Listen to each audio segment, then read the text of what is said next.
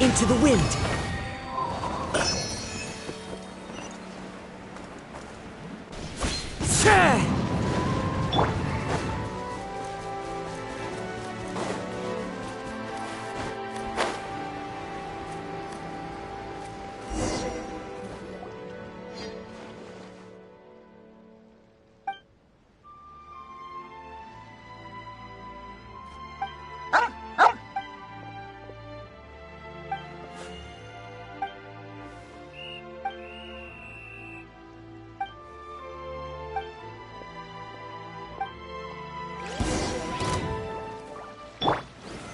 Stabilize! The fury!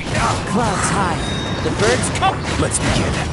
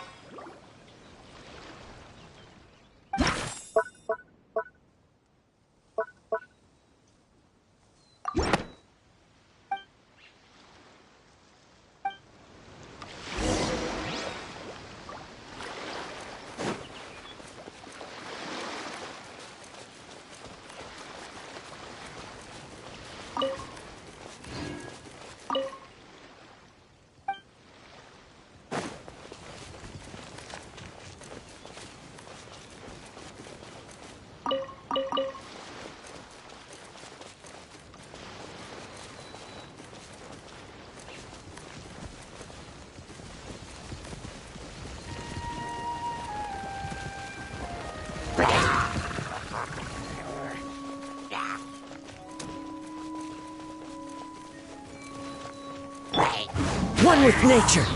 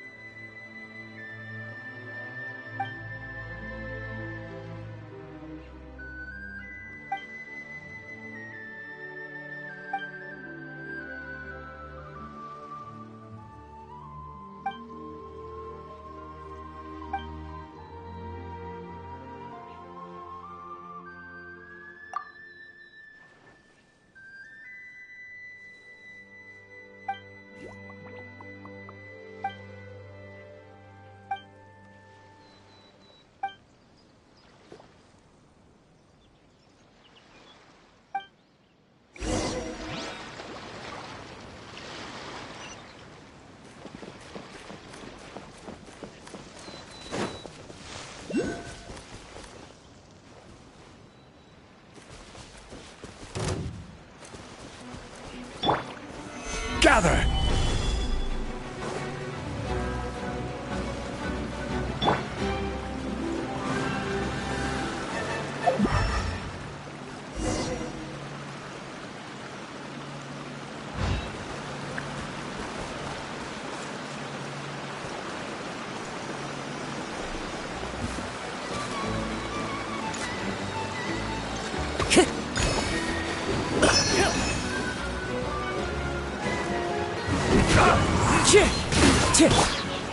Stabilize!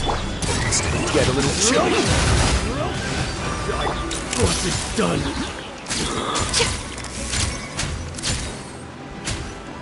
Breaking news! Into the wind. The hunter becomes the hunted.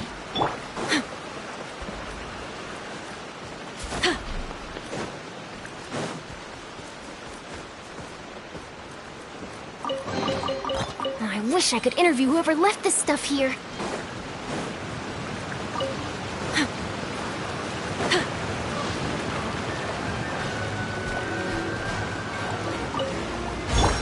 The wind knows me. Order guide you. Solidify! Smile!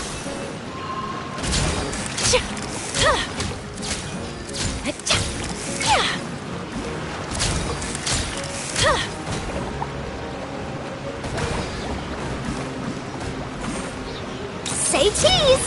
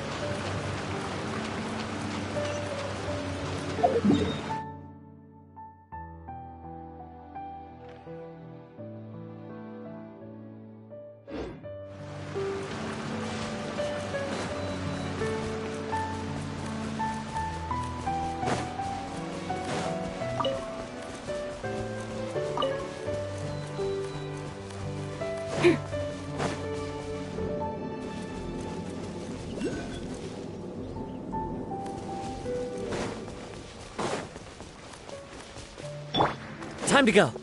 Tch.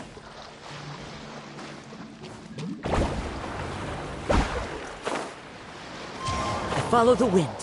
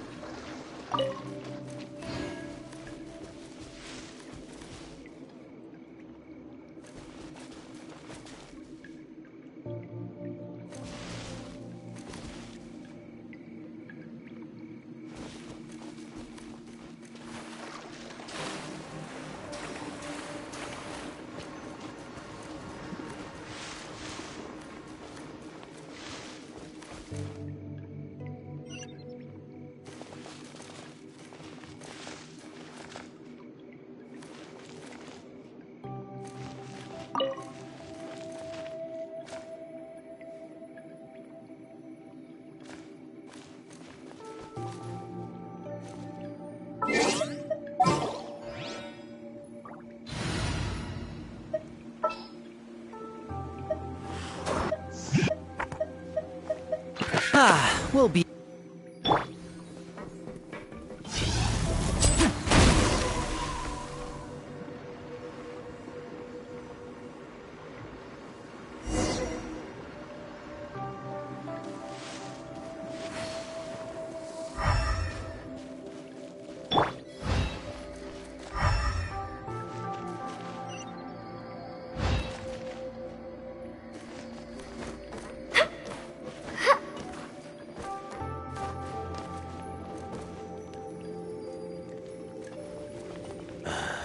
When will have fun?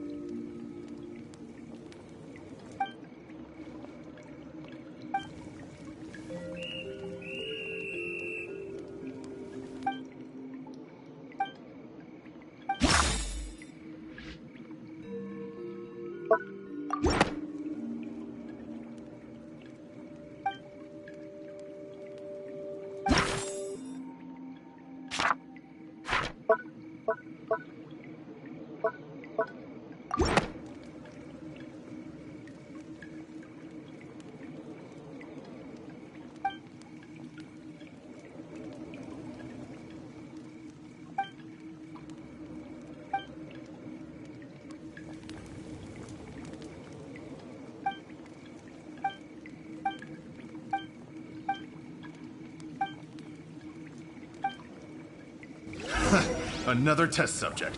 Suffocate! Stabilize! How's this?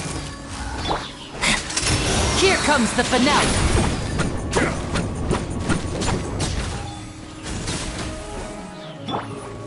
A moment, please. Yeah! Good.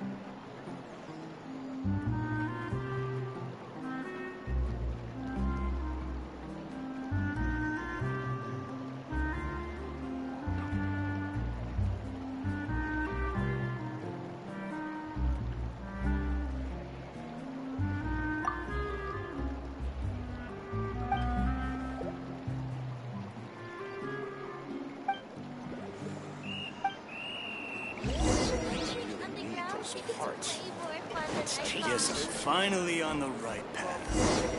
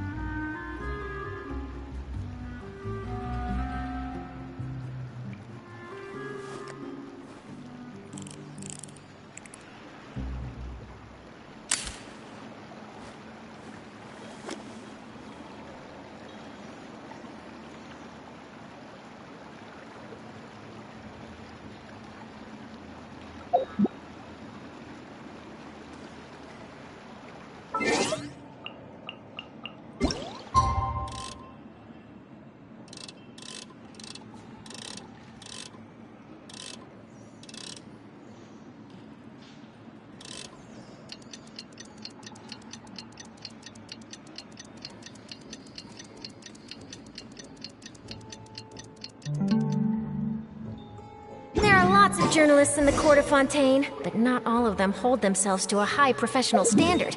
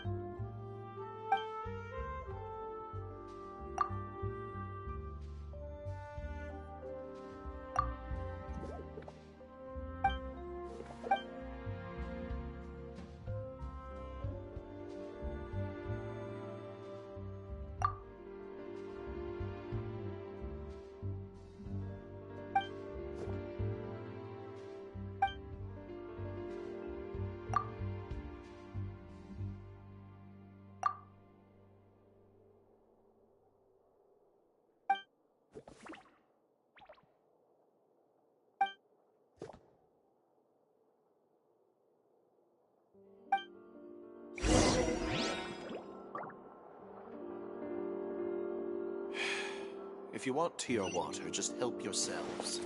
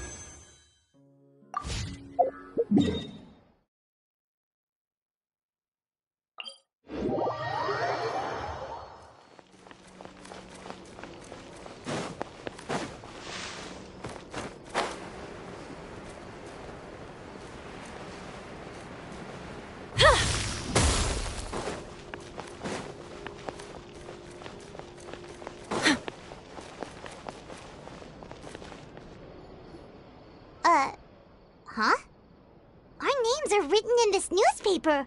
What's going... Let Paimon see! The underwater stronghold, the Fortress of Meropide, has continued in its noble autonomy. But that does not mean that others cannot interact with it. My recent attempts to enter the fortress bore little fruit. Huh. Guess Charlotte still hasn't given up on that. Thus, did an Outlander friend become the focus of this report? A blonde adventurer with their white fairy, legends trailing in their wake. It is said that this mysterious traveler once visited the underwater fortress. So while the fortress's interior remains a mystery behind closed doors, do not fear, for the tales of the traveler contain surprises in spades. Journalist Charlotte's biggest scoop yet, the Traveler's Trail, World Walker. Huh. Charlotte took so many awesome photos of us and we never even noticed her. She hasn't been able to get a hold of anything at the fortress, so since we're easier to find, she's using us as the subject matter instead?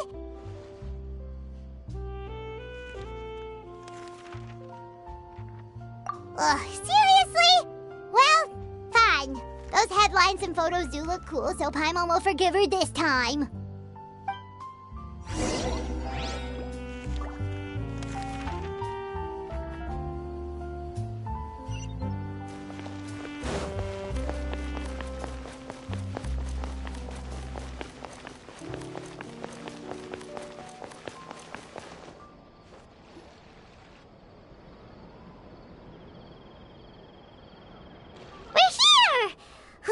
Paimon's hungry.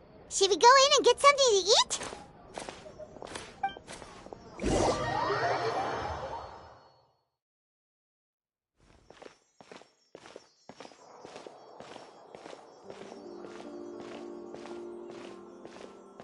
Hey, quick! Look!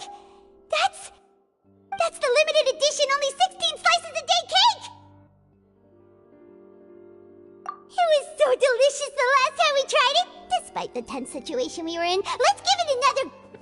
1 slice of cake, please. Someone showed up after all! Oh, wait, you're the one from the Palais Mermonia. Oh, are you here to buy cake too?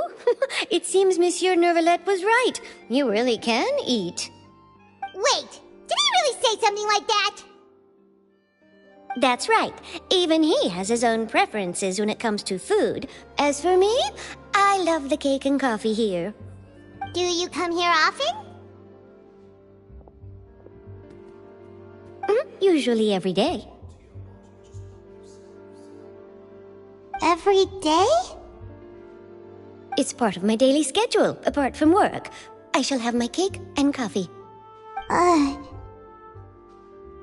Then what if someone told you one day that this place would be closing soon? But why would it close? Well, Paimon doesn't know either, but maybe the waters will rise tomorrow. Oh, the prophecy. To be honest, I haven't paid much attention. No, it's the same for eating in general. You might not...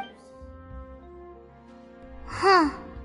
Don't be sad. Excuse me, could I have 2 more slices of cake to go? These 2 slices are for you. Sijuin said that this kind of expression you're making is what humans call being sad. Oh, you know Siege? I sure do.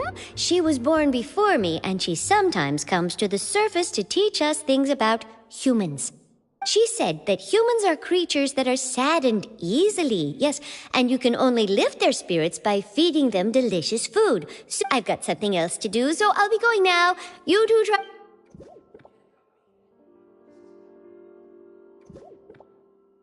And there she goes! Alright, let's dig in. Paimon's sure this... It's more delicious than last time! And the flavor gets even better with a sip of tea! It sure would be nice if we could come again tomorrow! Sure would be nice if we could always eat delicious food here. Forget about me. This is about what you want.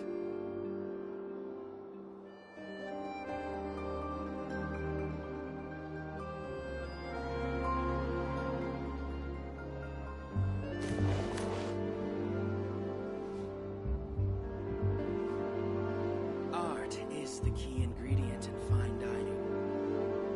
Forget about me. What did you want exactly?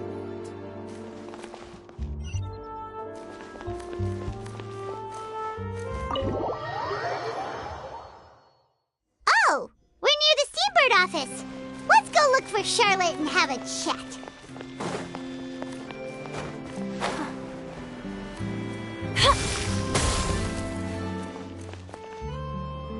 Wow! If it isn't the Traveler and Paimon! Oh, have you seen the article I wrote about you? Ha! You've got some nerve! You just used us to make some quick mora! Oh, you needn't worry about that.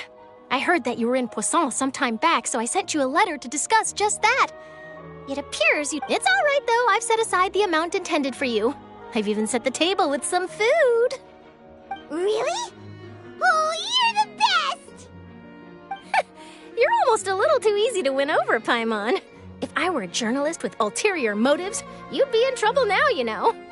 Oh, Paimon knows you're not like that. Still, what brings you here all of a sudden? Were you looking for me? When Mona mentioned you, we thought of coming to see you at work. I see. It seems you've already...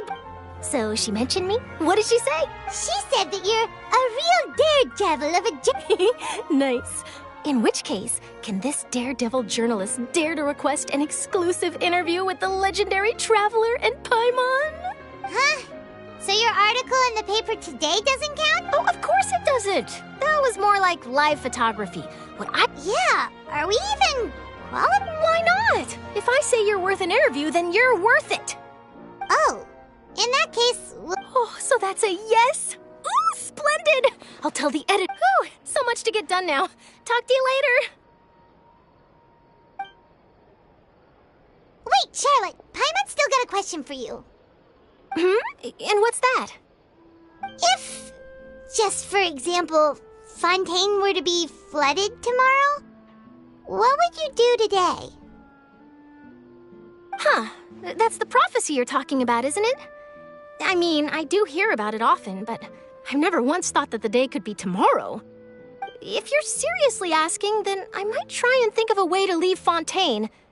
Oh, but I'm still From what I've seen, most people... So in all likelihood, I'd probably still be prepping at the office. Just think about it. If this nation really were to be suddenly destroyed tomorrow, but I still successfully finish an exclusive interview with a truly unique person, and then do you know what I'd do? Well, I'd write that story. I'm not a dreamer, nor am I, but anyway, that's my answer. That's so nice. Anyway, let's go and take a look at the sea, shall we?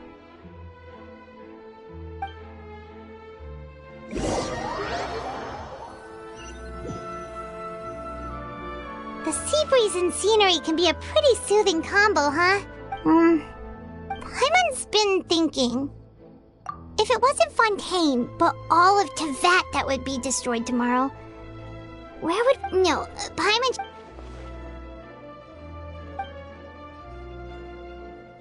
We've always been moving to the next destination, so we haven't spent much time thinking about these kinds of things. We didn't have to either, with us always being on the road and whatnot. You mean, still traveling? Huh. Wait, isn't that what we've always been doing?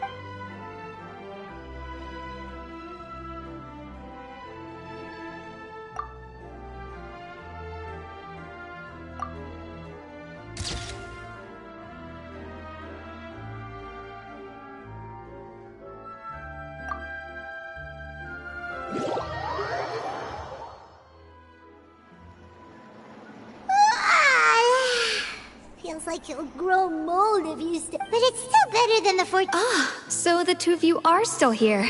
Wonderful. Oh, you're from the Palais Mermonia. Yes, I'm Isadora. Not at all. I'm well aware. Yes, inside the Opera House. The A riot? Well, that said, Lady Furina was watching a performance at the Opera House.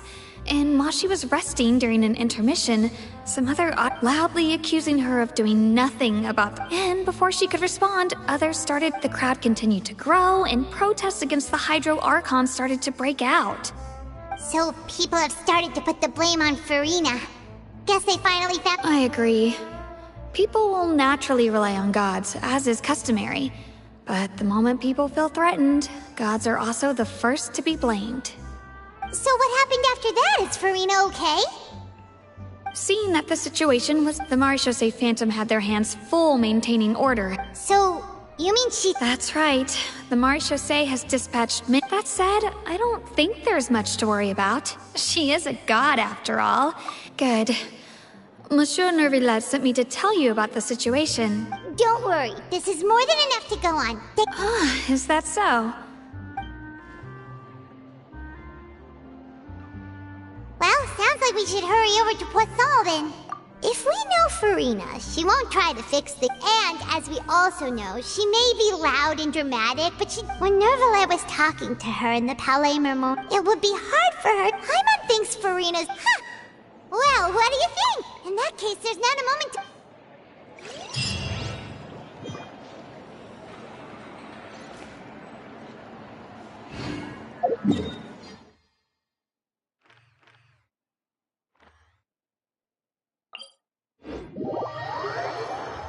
This place looks deserted. Guess all the survivors must have evacuated already. All that's left here are signs of devastation. Could Farina really be here? Let's try to find her as soon as possible.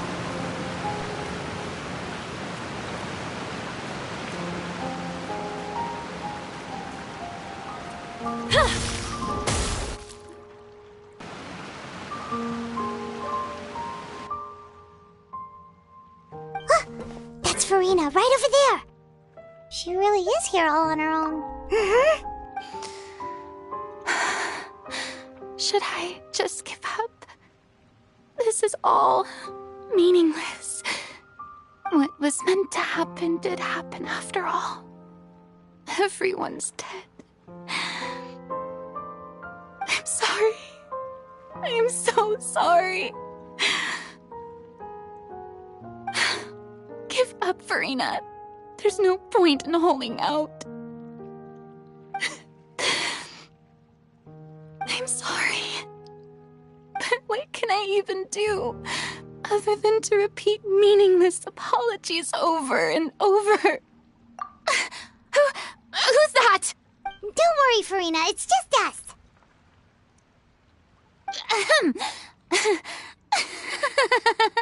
So it is you, blonde traveler from another land. Why, I almost thought you were someone from that mob of my ignorant subjects, come to kneel and beg for my forgiveness. Farina, you were crying just now, weren't you? The tear stains on your face are obvious. What do you mean, tear stains? Oh, I remember. The show at the Opera House earlier this morning was so moving. I'm still trying to process it. Who did that uncivilized rabble think they were, disturbing my enjoyment of the arts? They even dare to tout their Archon. I must teach them a lesson. I can just imagine their twisted and frustrated faces once they realize that I'm nowhere to be found. Oh, and I'm sure Neuvillette and those people from the Marechaussee Phantom are freaking out right next to them, too.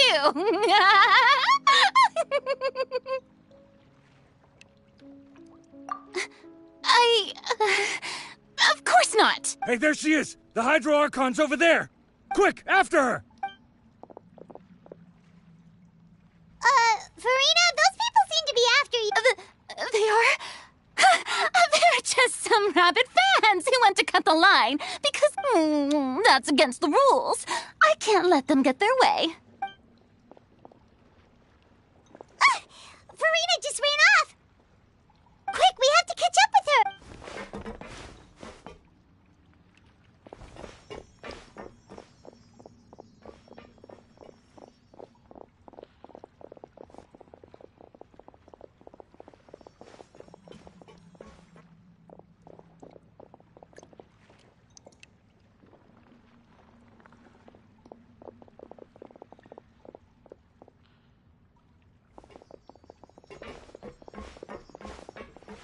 This should be the place, right?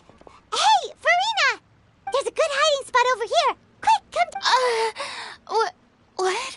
Hurry, they're almost here. Fine. I suppose haste is warranted. Lead the way.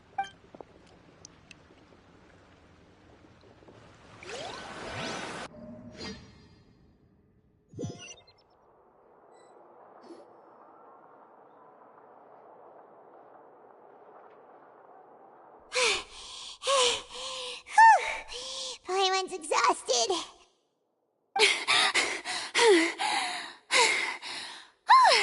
No, I mean, I merely gave in to the sheer enthusiasm they displayed.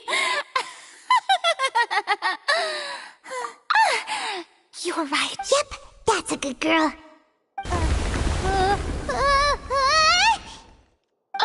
What's happening? The ground's shaking.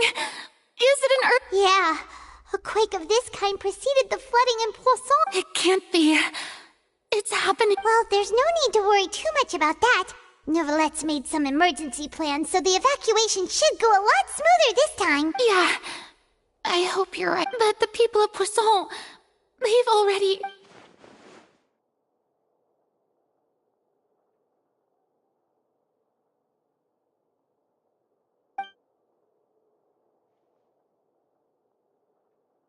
It's true.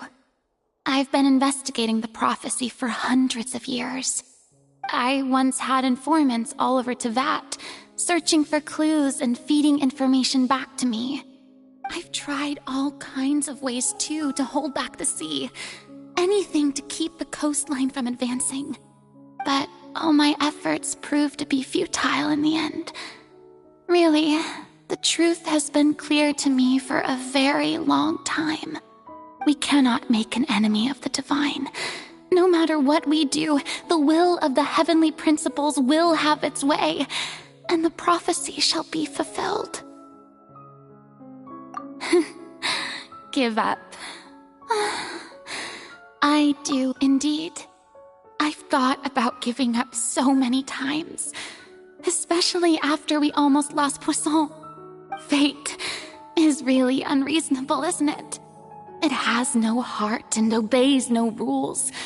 The prophecy has only just started to come true, and so many people have already lost their lives. But just now, it all became clear to me. I still don't have the right to come to terms with fate on behalf of everyone else. As long as the final moment hasn't come, it's still not too late. Don't worry. I will keep hope alive for everyone until the very end. Well, that's enough for now. I got the impulse to play the stricken maiden, but honestly, considering my rank and station, that wasn't a good fit at all. Don't take any of what I just said seriously. How could I possibly let Fontaine fall to the whims of trivial prophecy? Come on! Paimon could have sworn you were actually being honest just now.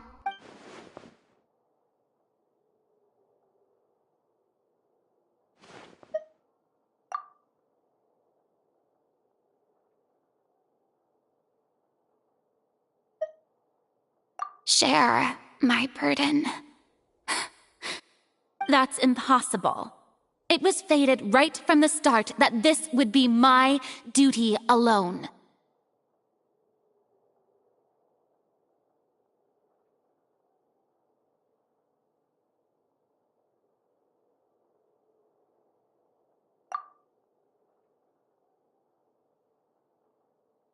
A witness.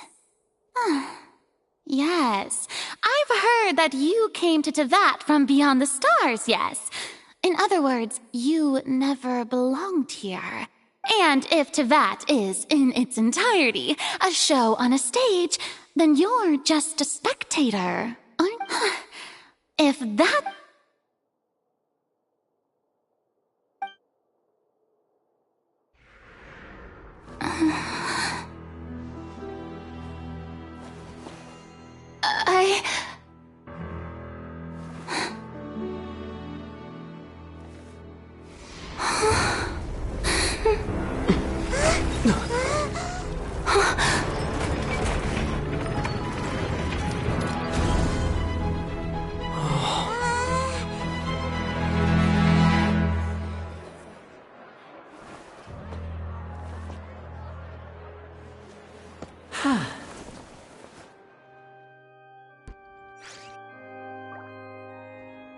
Ladies and gentlemen, this concludes my opening performance. Now, without further ado, we may proceed to the trial of our god. So this is what it is. Yes, you deserve praise for the effort you took to raise the dramatic stakes. Do not forget, however, that I am Focalors, the god of justice, the embodiment of justice itself. Does it not strike you as even the least bit absurd to bring the very concept of justice to trial? May I interpret these words as your refusal to stand trial? In that case, you will have the opportunity to defend your honor through a duel. You would draw your blade against a god? I see. It seems like you have made up your mind.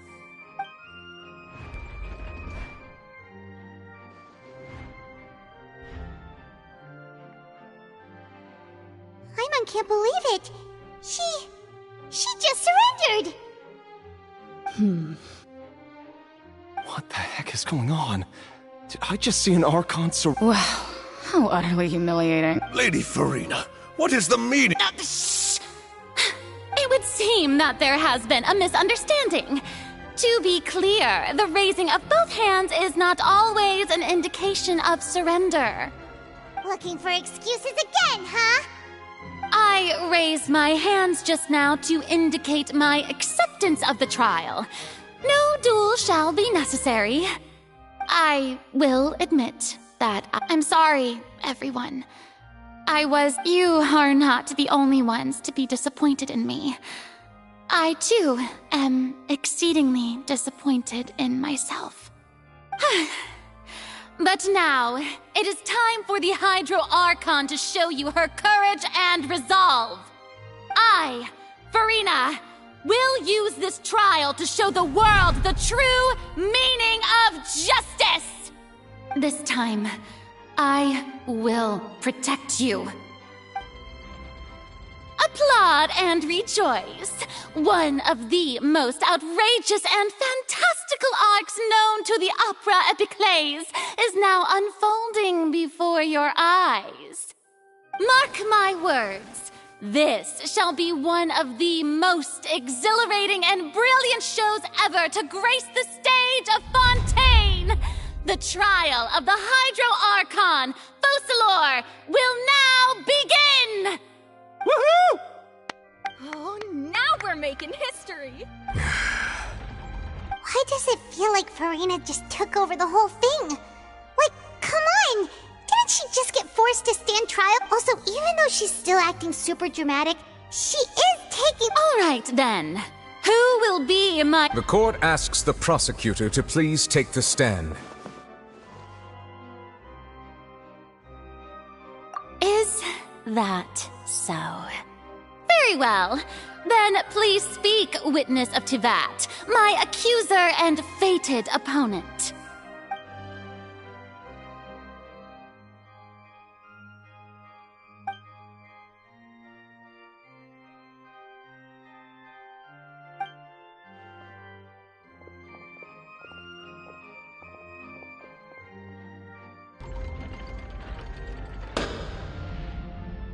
Also, please allow me to ask, as a final question before the trial begins. Just how much work did you do to force me onto this stage? Well, we did do a lot of prep after the meeting that day. I can go over the tasks assigned to the Spina di Rosula, since they were rather straightforward and easy. Navia, the president of the Spina di Rosula. Most of the people who participated in the disturbance this morning were my subordinates. They changed into plain clothes and came to the Opera House as regular audience members, waiting for the perfect opportunity to incite insurrection against you. The people's resentment against their Archon has been building as more and more of the prophecy is fulfilled. A spark was all we needed to turn smoldering anger into a flame. Moreover, according to our understanding and analysis of you, when something like that occurred, you would likely flee the scene and head to Poisson by yourself. So, we arranged for a second group to lie in wait there. So, you mean... the ones who scoured the settlement for me were also from the Spina? And their goal was to force you to step into the giant magic box so you may personally participate in the greatest magic performance in all of Fontanian history. That's right. That house was a magic box, rather than someone's residence. As the super ultimate version of the setup that I used when I first performed at the Opera Epiclese, the volume of the box was increased by a whole order of magnitude, and the distance it traversed was the entire gap between Poisson and Aranias. Its cargo, of course, was an Archon instead of a human. My thanks, Furina. Without your help, we could never have pulled off such an extraordinary performance. You're welcome? Of course, this performance was only made possible with Father's support. The House of the Hearth spent a massive amount of labor in Mora to pull this off. We had to select a location, construct the giant magic box, dig a tunnel, and open up a path through the water. So, in other words, the earthquake that we felt within the giant magic box was just a normal tremor from the transportation of the whole house? That's right. It wasn't a sign of another disaster to come. Then, I can guess Nervilette and Cloran, you gathered a crowd, prepared a stage, and made sure that the champion duelist would be immediately ready for a fight. Also that as soon as I appeared on the stage, the trial may commence without a hitch. Yes, that is correct. Well, Clorand, I must commend you for your courage. Only the most outstanding champion duelist in all of Fontaine would accept a duel with an Archon without flinching. Thank you. As for you, Traveler, I suppose your role was to keep me distracted with conversation once you found me in Poisson. You'd make sure that I didn't notice anything amiss before revealing yourself as my prosecutor once we'd arrived onto the stage. Oh?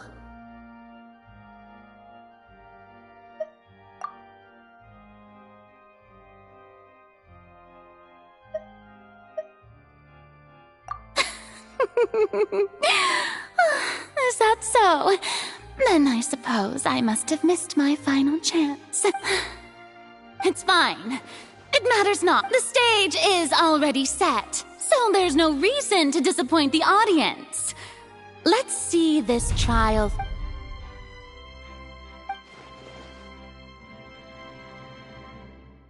Sir Prosecutor, please allow me to pass this along. This is a document that Miss Charlotte applied for and received permission to share with you during the trial. According to her, it should speed up. Huh? Charlotte wanted to give us something? Oh, so she's here too! Hey, Charlotte! Oh, let Paimon see. Isn't this the exclusive interview that she did with us before? Wait, then that means this document is a perfect timeline of everything that's happened ever since we So in other words, we can refer to this anthology of evidence and let's quickly confirm the information in it. Just think of it as a refresher, alright? You defeated the Hydro Archon in the very first duels you took part in at the Opera House. That's one for the history books, all right. I didn't think that you'd wind up getting to the bottom of the case I'd been following all this time. I guess you could also see this as a happy coincidence. This is the first time Monsieur Nervilette had a difference of opinion with the Oratrice. Even the Hydro Archon can't figure it out. A Fatui Harbinger. She's an extraordinary person. Her instinct must mean something. The fortress of Meripede was almost destroyed in a single day. That I didn't witness that scene personally will always be a source of professional regret, I think. According to Monsieur Nervilette, both Child and that whale should have been in the Primordial Sea at that time. I nearly lost my awesome friend Navia. To be honest, that still gives me shivers. The words of someone as extraordinary as a witch can probably only be truly understood when something surreal happens to you.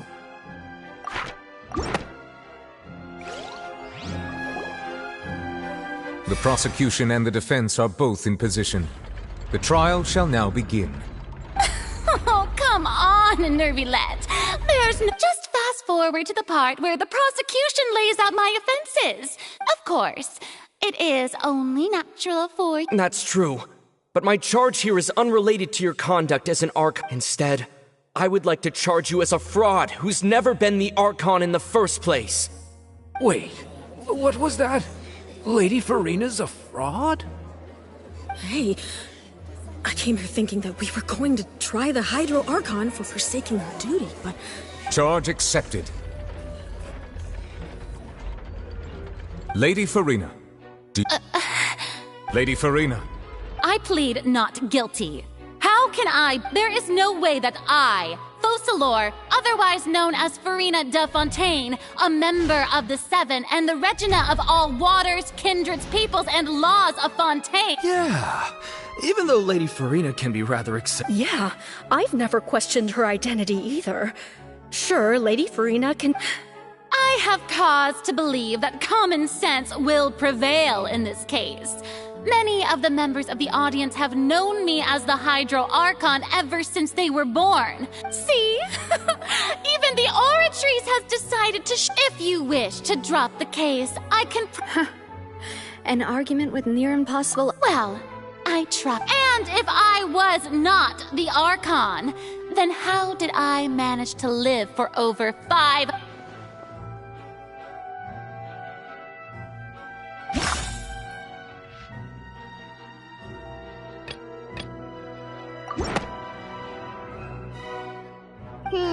That doesn't sound right.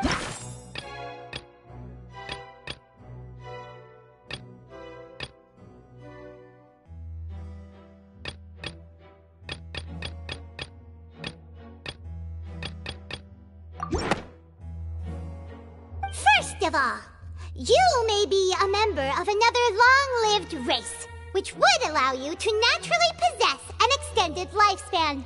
And second of all, even if that wasn't the case, there could be other ways to extend your life. Who gave you that idea? Was it the knave? You'd sink so low as to use a harbinger's words against me. A curse? I once thought it possible that the aura of an Archon might naturally resemble a type of curse. But in light of this claim, perhaps what I sensed was not your divinity, but a curse after all. You sensed it too, huh, Nervylette? Lady Furina is actually a human? Well, it is true that it's extremely difficult to tell humans and gods apart just by looking at them.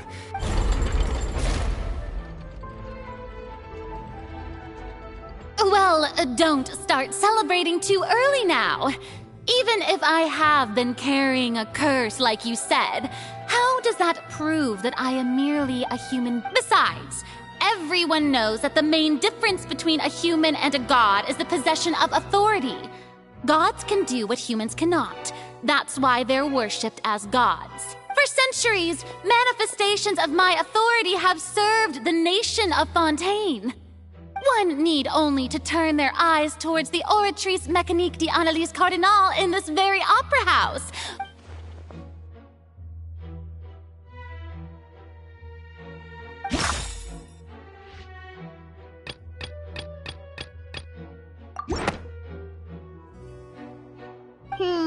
That doesn't sound...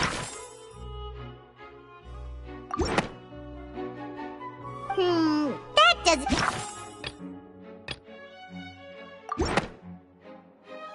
You tried to reference the Oratrice, but weren't you as confused as all the rest of us when the Oratrice declared Childe to be guilty without any proof? Otherwise, you should have come up with a good explanation for that by now. Didn't I make myself clear at the time? The decisions of the gods are naturally difficult for humans to comprehend. There is no need... Lady Furina, I believe a reminder of your current circumstances is in order. While the court is in session, the principles of justice and the law must come before all else. While you are an Archon, you are also first and foremost the defendant in this trial. You will prove yourself unable to defend against the prosecution's charges if you continue to withhold vital information against the rules of the court. I never thought... you'd use that kind of rhetoric against me. That was no trick of rhetoric, Lady Furina. I've merely reiterated the rules of the court. Rules that all should respect and follow. So, you neither knew why Childe was declared guilty, nor did you understand the structure and operations of the Oratrice. Instead of having been created by you, the manifestations of authority you mentioned have been made by the real Hydro Archon, haven't they? The real Hydro Archon? Well, now you're real. It is true that I did not know why the Oratrice gave out, but the Oratrice handed out that verdict You can't argue. She's still throwing out all kinds of excuses. My power as an Archon. There are many. If that poses a concern, I'm prepared to. Aren't you the Hydro Archon? Or Indemnitium! Yes! It's all because of Indemnitium! All Archons derive their power from the faith of the people, and thus did I give up all of my divine power to provide everyone with energy for. Isn't that a huge stretch? Yeah, no matter how generous an Archon can be, how could they give up all their power? Can a god with no power even still be called a god? It seems like nobody's buying Furina's excuse. Hey, come now, everyone! Please don't stare at me as if I was a liar! I'm still the same Furina you knew, right? The one that you loved! Shouldn't you want to believe in me? Please? You've got to believe me! If what the prosecutor said is true, she really has committed a grave offense. Did she deceive all of us? Enough! That's enough. Tell me then, if I'm not the real Hydro, if you have no evidence of another Wow, she came up with...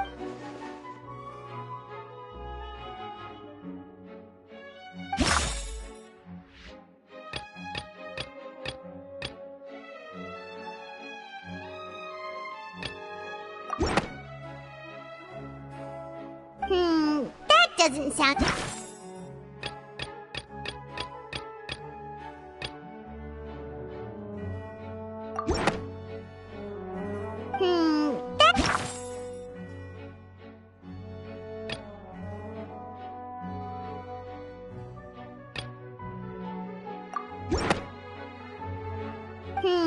that doesn't...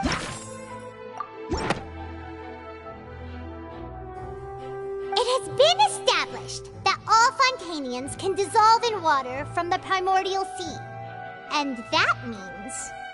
Since you insist on claiming to be a god and not a human, then there's a method that you can use right here and now to eliminate all suspicions of you being the latter. Miss Navia, please apply to serve as a temporary attorney for the prosecution before addressing the court. Though you act in partnership with the prosecutor, you must still adhere to Super sorry, Monsieur Chief Justice. Now, I've brought some seawater from Poisson. As everyone knows, a massive flood struck the area, including those of some of my closest friends. So, Miss Furina, would you dare to touch some of the sea if we are to believe that you are indeed the real Hydro? But if you don't dare to touch it, then we would have basically proved the reverse. Oh, and I must remind you that after the disaster at Poisson, nobody wants to see any more people dissolve. I do hope you'll act prudently and choose the simpler path of admitting guilt. Navia from the Spina di Rasula. The Spina has governed Poisson for many years. If Lady Furina is indeed just a human, she's probably Fontanian like all the rest of us. Would she really dare to try?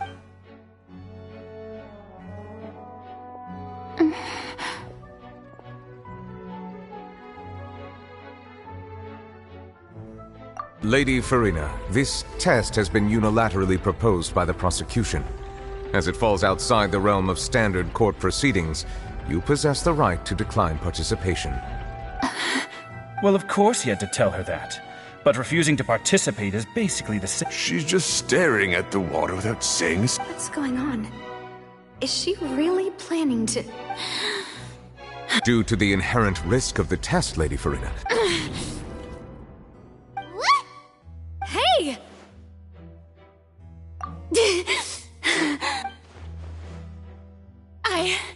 I'm fine!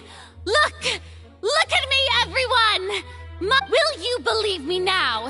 I really am your Archon! Miss Sigewinne? If you are present, Miss Sigewinne, please come forward and attend to the defendant. Sigewinne? Don't be nervous. It'll just take a few seconds. That's... Please announce the results of your evaluation to the court, Miss Sigewinne. As everyone doubtlessly saw, Miss Furina was displaying symptoms of hyperventilation and flushed skin. She was experiencing the adverse effects of exposure to primordial seawater. The extent to which she was affected is the same as other humans. Thank you, Miss Sigewinne. Lady Furina, you may return to the defendant. Oh, wait. What did she just say?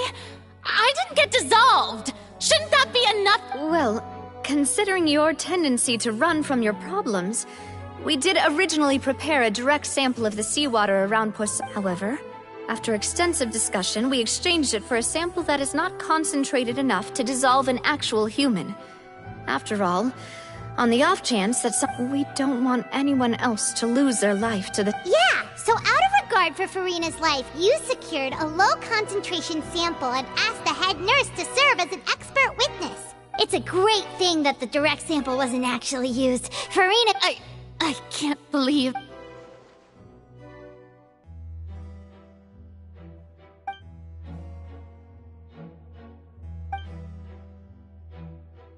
Listen to me, everyone! Please don't think about it! How can you conclusively prove that an Archon can't also be affected by the primordial? Also, if I was really...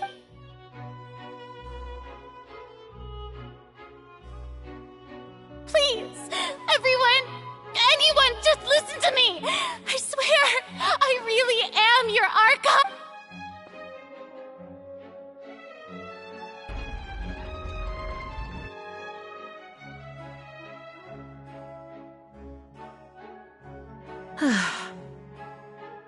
I don't think anything she says at this point will sway anyone. With all the things that have been said, Paimon doesn't think there's any way left for Furina to win. I believe the time for arguments and presentation of evidence has come to an end. If there are no objections, we will move on to the final judgment.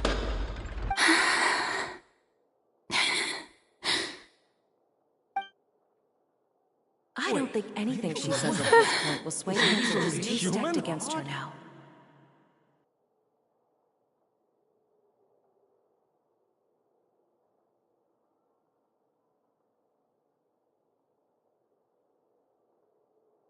In my capacity as Chief Justice, I shall now render judgment on Furina's misrepresentation of herself as the Archon of Fontaine.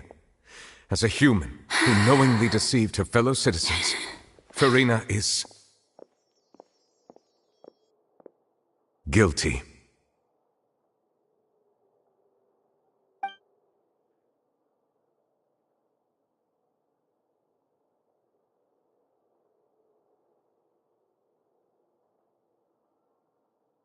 We shall now turn to the Oratrice Mécanique d'Analyse Cardinale to render the final verdict on the charges.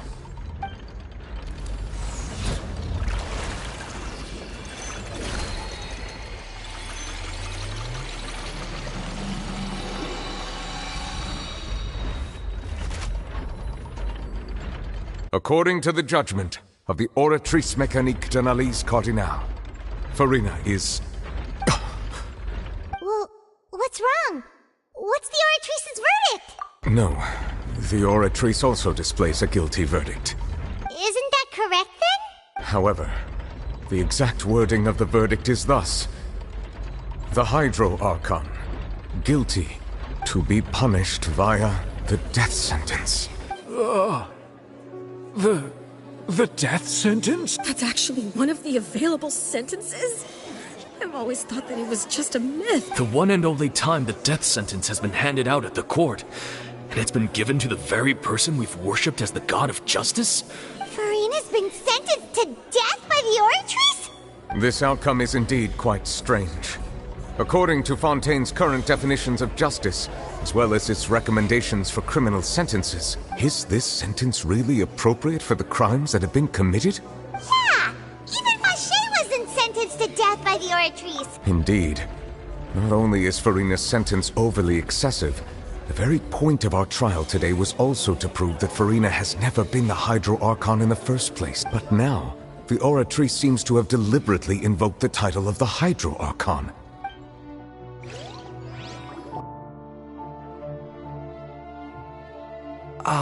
Excuse me, if I may interrupt. Is the trial still going? Freminet! You finally made it. I assume... Mm-hmm. Any mission Father assigns to me will always be top... Is that the first prophecy slip? Huh.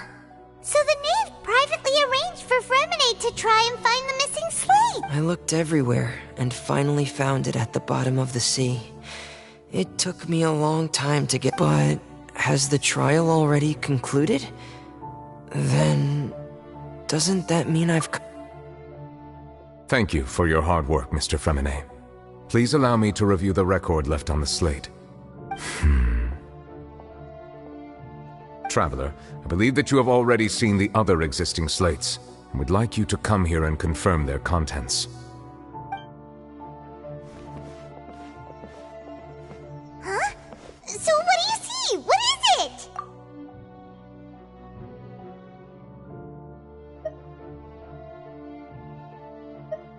I believe I have now made sense of the Hydro Archon's crime. It has to do with Fontaine's lost history. Huh? Isn't the Hydro Archon just guilty of deceiving her people? So when you say Hydro Archon, do you mean the real Hydro Archon we've been kind of talking? In truth, everything that you've encountered in Fontaine up until this point can be traced back to the contents of these stone slates. However, I'm uncertain as to how much sense they currently make to you. Okay, let's try to recall the contents of the other three...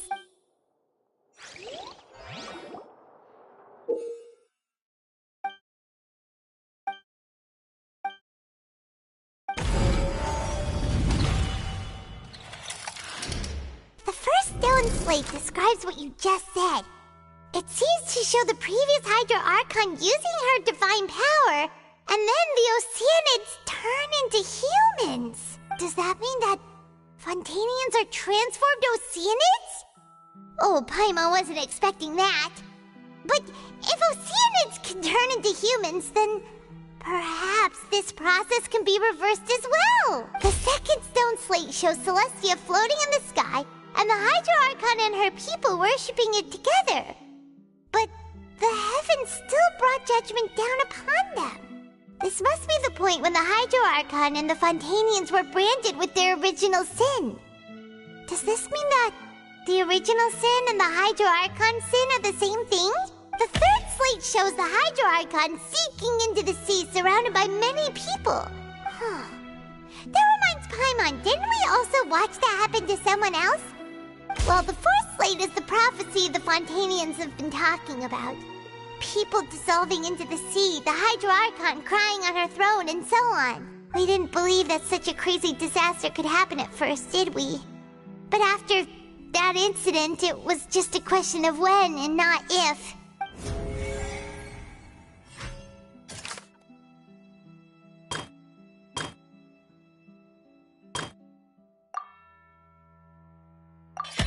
We know from the case of the serial disappearances of young women that Fontanians can be dissolved in primordial seawater, and the first stone slate tells us that long ago, the Hydro Archon used her power to turn Oceanids into humans. This might be the reason that Fontanians can dissolve.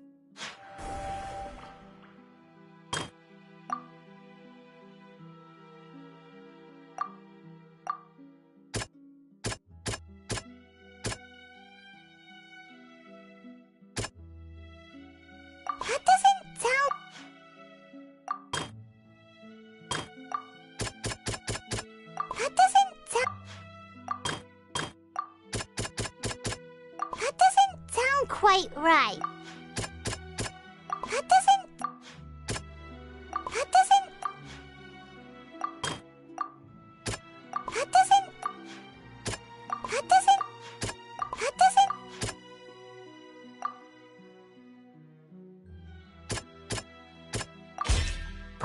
knows what is about to take place has all happened before. The true sin of the Hydro Archon that Neuvillette mentioned, and the original sin cast down on the people of Fontaine by Celestia, has recorded on the stone slates.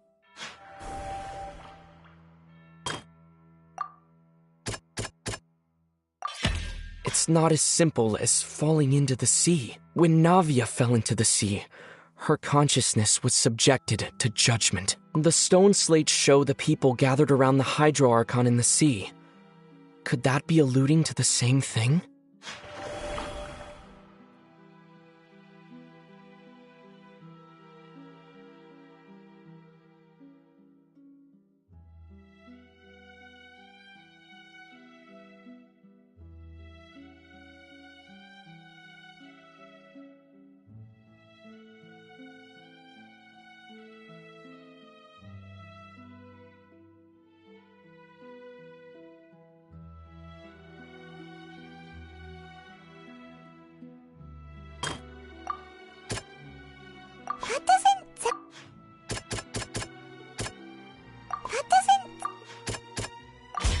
The prophecy from the stone slates found its way into society, but not many people believed it at first. The fortress of Meropide was nearly flooded with primordial seawater, which we know can cause Fontainians to dissolve.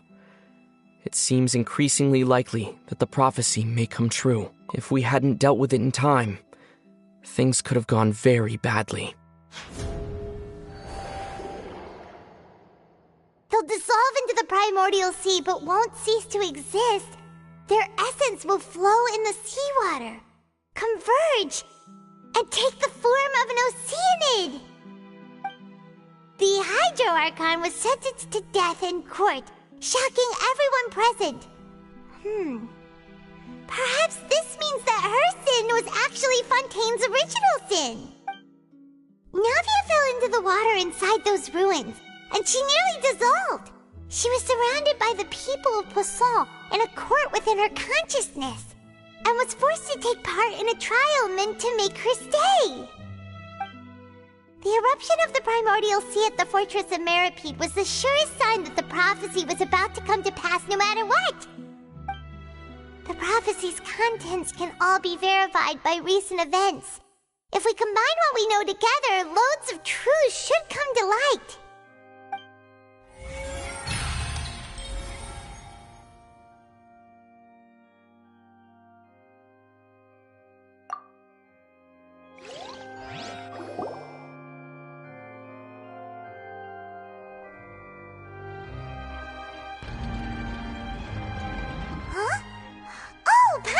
It now, so that's how you can. But then it feels like we're going to have to share some truly Let's hear them. Incredible. Linny, did you hear that? We're not real human. All Fontainians were originally created by the late previous Hydro Archon, with Oceanids as their basis. The evidence for that can be found in how only Fontainians could dissolve in primordial seawater, and how all the girls Vacher dissolved were also turned into Oceanids. She also saw everyone gathered around for a trial, all of them in the shape of Oceanids. Indeed. Yeah, and it follows from the content of the first slate that she probably angered Celestia by creating humans without prior permission. That could also explain why the Oratrice judged the Hydro Archon to be guilty. It's to account for that ancient sin. The Hydro Archon's true sin was creating us? And yet, after many hundreds of years, the Hydro Archon's creations have turned around to try to judge the Archon within the Opera Epiclese. The twists of history are often the most unexpected of all. Yeah! Isn't the image here just like when Navia fell into the sea? So wouldn't it be trying to show the image of the Hydro Archon also falling into the sea once the prophecy has been fulfilled in the fourth slate? In the end, the people will all be dissolved into the waters, and only the Hydro Archon will remain weeping on her throne. Only then will the sins of the people of Fontaine be washed away. Did Paimon get all that right? You've made some keen deductions. I must say, given how much you still don't know, it is impressive that you've already managed to connect so many pieces of the truth. However, while you were able to decode all the information on the slates, they've also been etched with an additional layer of hidden information. When we were at the ruins, I tried to decipher the hidden information. Now that the slate collection is complete,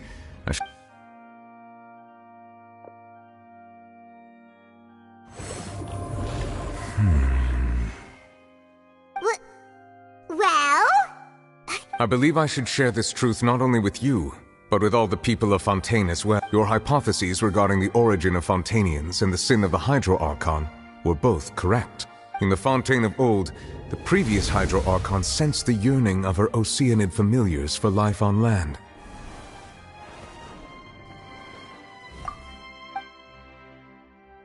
The Oceanids were enamored with the beauty and romanticism of human beings, and wishing to have those experiences for themselves, expressed to the Hydro Archon their desire to become of a similar kind.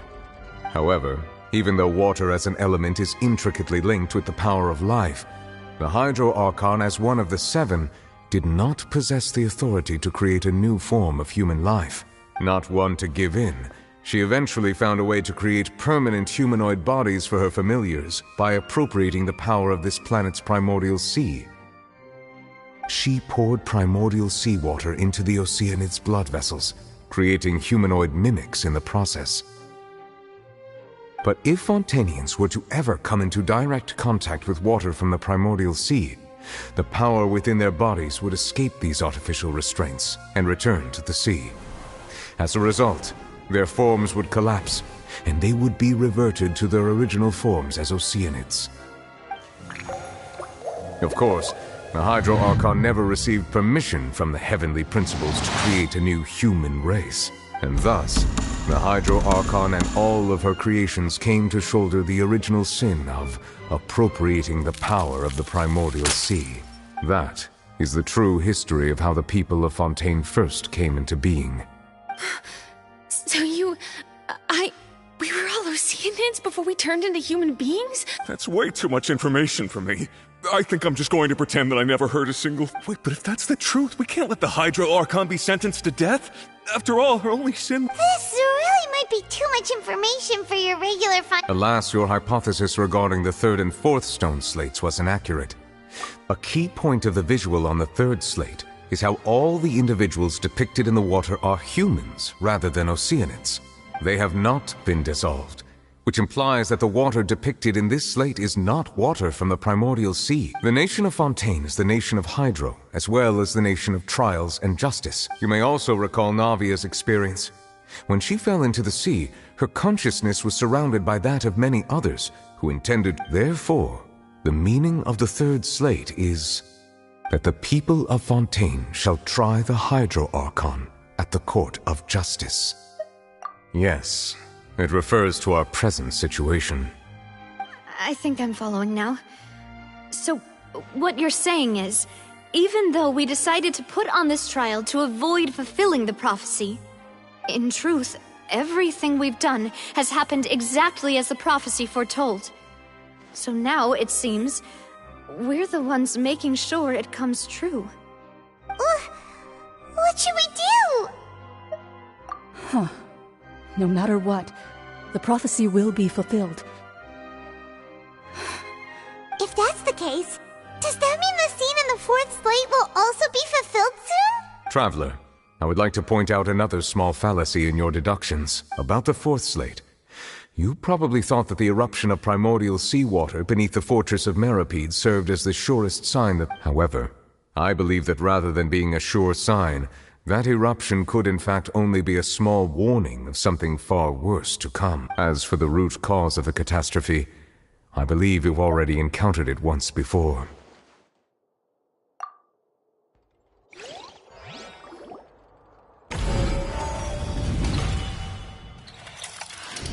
This eruption was just a small warning of the things to come. We must find the root cause of the disaster.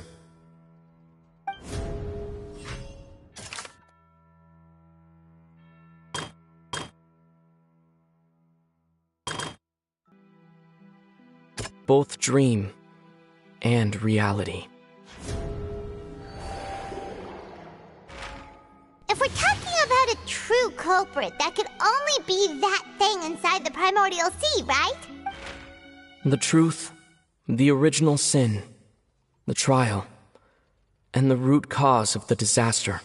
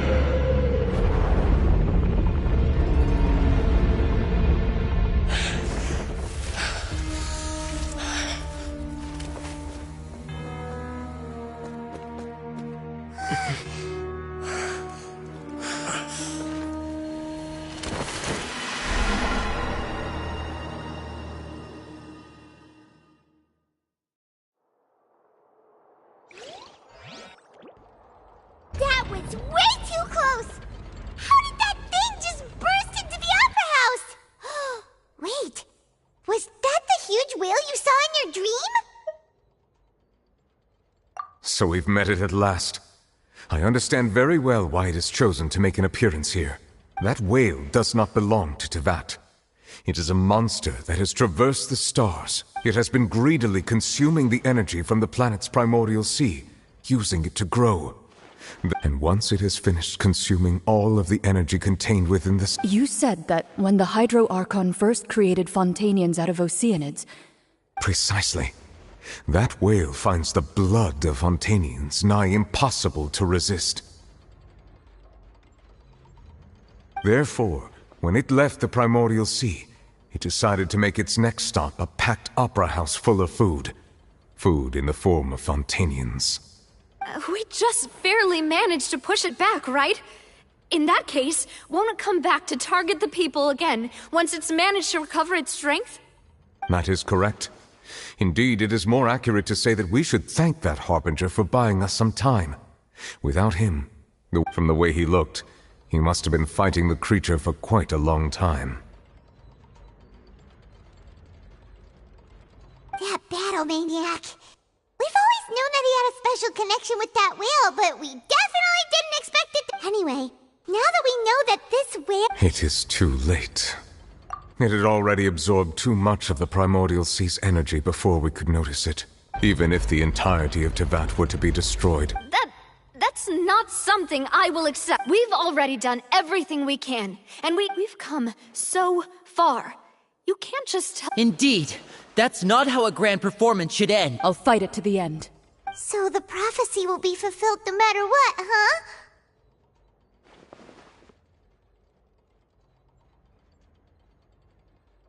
The prophecy. Yes, what has been prophesied will be fulfilled. You may view such things as the history of the...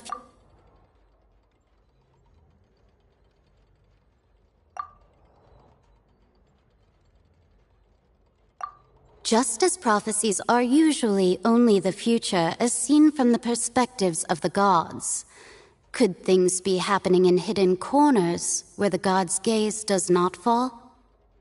Ultimately, fate shall serve as your only guide, no matter what will happen.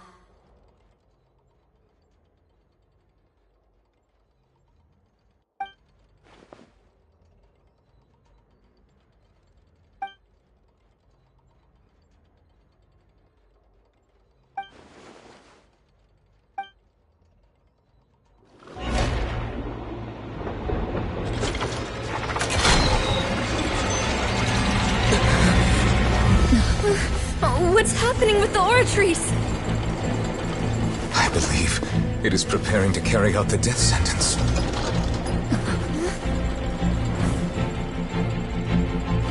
Furina!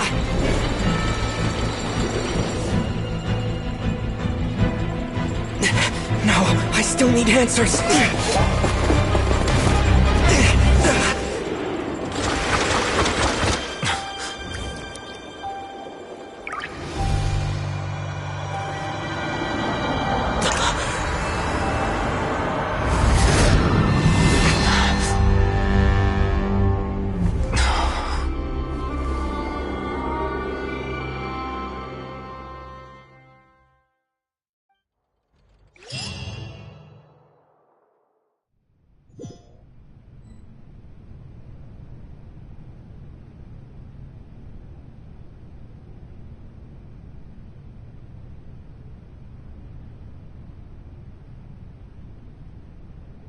You...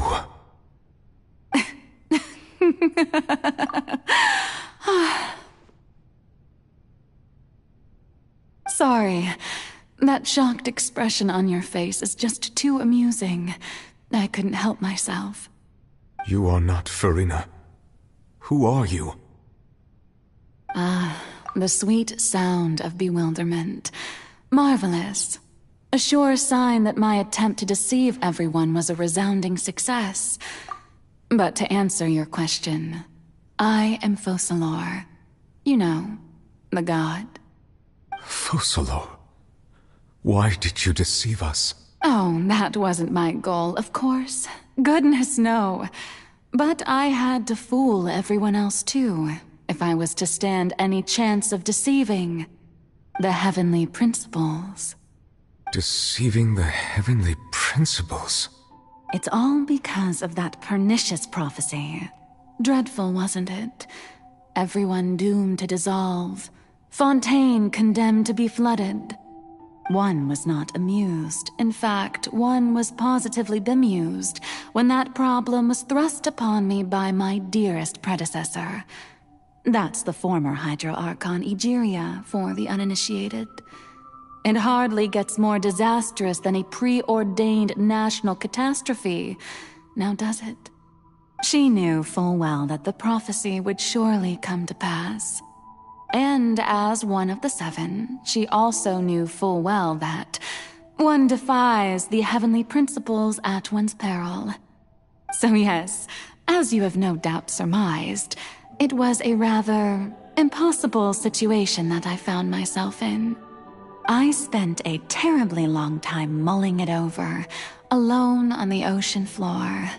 And I was almost growing barnacles by the time I finally realized there was only one possible solution to this confounding conundrum.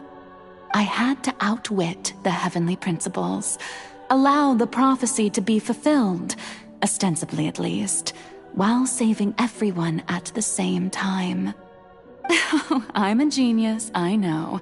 I can only assume that's why Egeria chose me as her successor. Although, looking back now, it was hardly the inheritance one dreams of.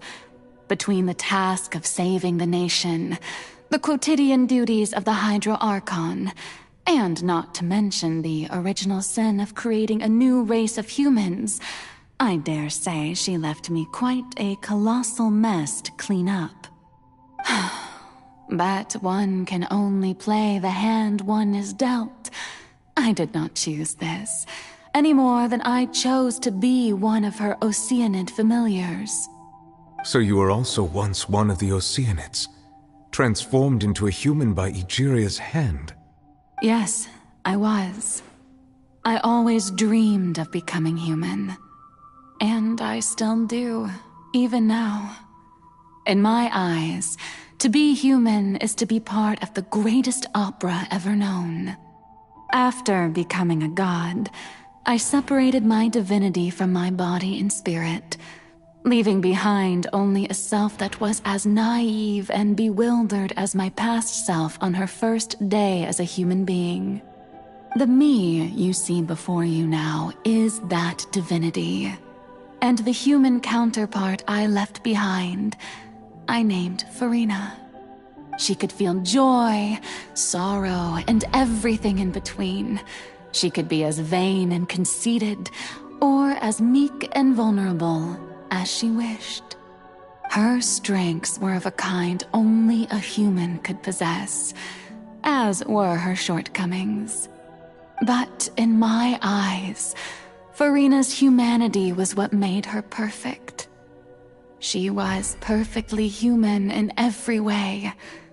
The person I always wanted to be. Anyway, so then I cursed her. All part of the plan, of course. The plan to deceive the heavenly principles. Do you still remember the final scene of the prophecy? The Hydra Archon alone, weeping on her throne. In order that the prophecy might appear fulfilled, I invited Furina to be an actress, to play the part of the Hydra Archon in the prophecy. Under the curse I placed on her, so long as I, Focalor's divinity, continued to exist, she could not die. But nor was she free to live her life in the pursuit of happiness. Instead, she was forced to take the stage in the opera house, to embrace the role of leading lady, to forever play the part of the god from the prophecy, all to create a deceitful appearance of that prophecy coming to pass.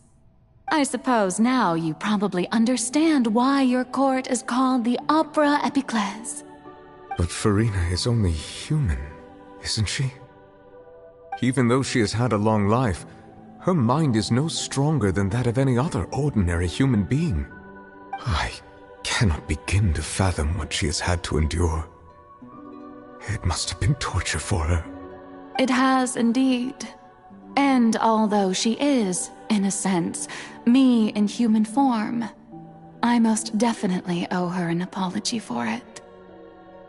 It's been 500 years, and all along, she's been playing her part in the most unimaginably long, unbearably lonely, and agonizingly painful opera of all time.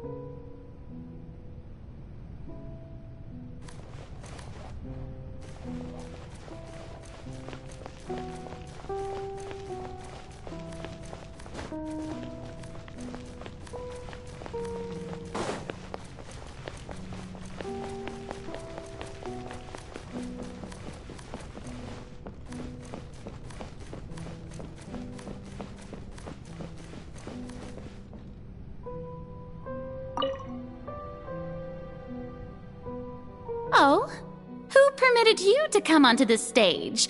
Now, I understand your admiration for my august self, but I must ask you to keep to the rule. All right. It is not my intent to reprimand you. There is no need to state your name. Just be off with you. Do not distract me from my performance. Oh, do not jest. Can you not feel it? I am Focalor. The eyes of countless Fontanians are upon me. I must, at all times, display the utmost elegance and nobility.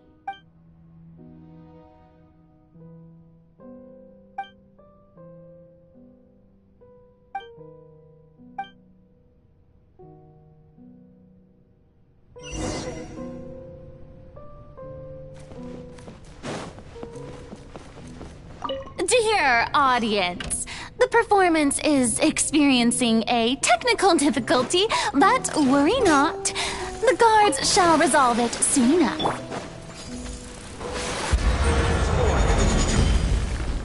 Gather! Step right up. Stay cool and face your guilt!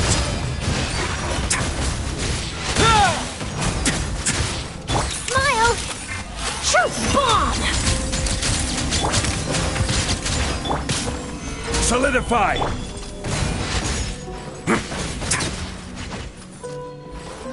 Hey, what gives? The audience is still watching me, you know. Guards? Wait, where are the guards? Guards!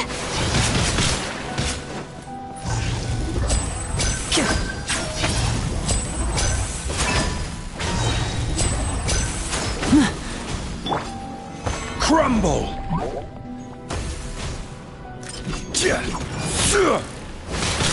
Stabilize! Now disappear! Let's get this show on the road!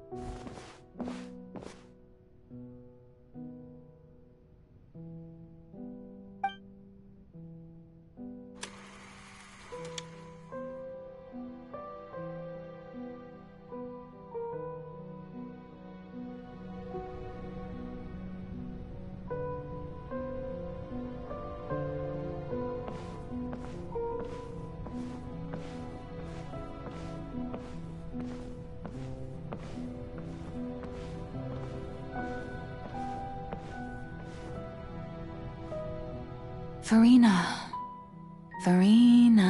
Huh? Who's that? Who's calling me? Where are you? Be not nervous. Be not afraid. I am before you. Wait a moment. You're Mirror Me? How can this be?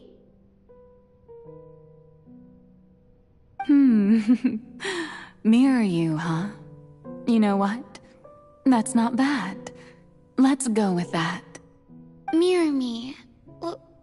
What do you wish to say? The prophecy. Have you heard of it? What prophecy? Wait. I know. I think. I don't know why, but it's in my head somehow. The people will all be dissolved into the waters, and only the Hydro Archon will remain, weeping on her throne. Only then will the sins of the people of Fontaine be washed away. Oh, very good. You know it well. What's going on? I can't seem to remember anything clearly. The only thing I know for sure is this prophecy. Will it really come to pass? Yes, it will. And that is why I've come to you. Disaster will come to Fontaine sooner or later. Things will develop just as the prophecy declared. There is no escaping it. But doesn't that mean everyone will die?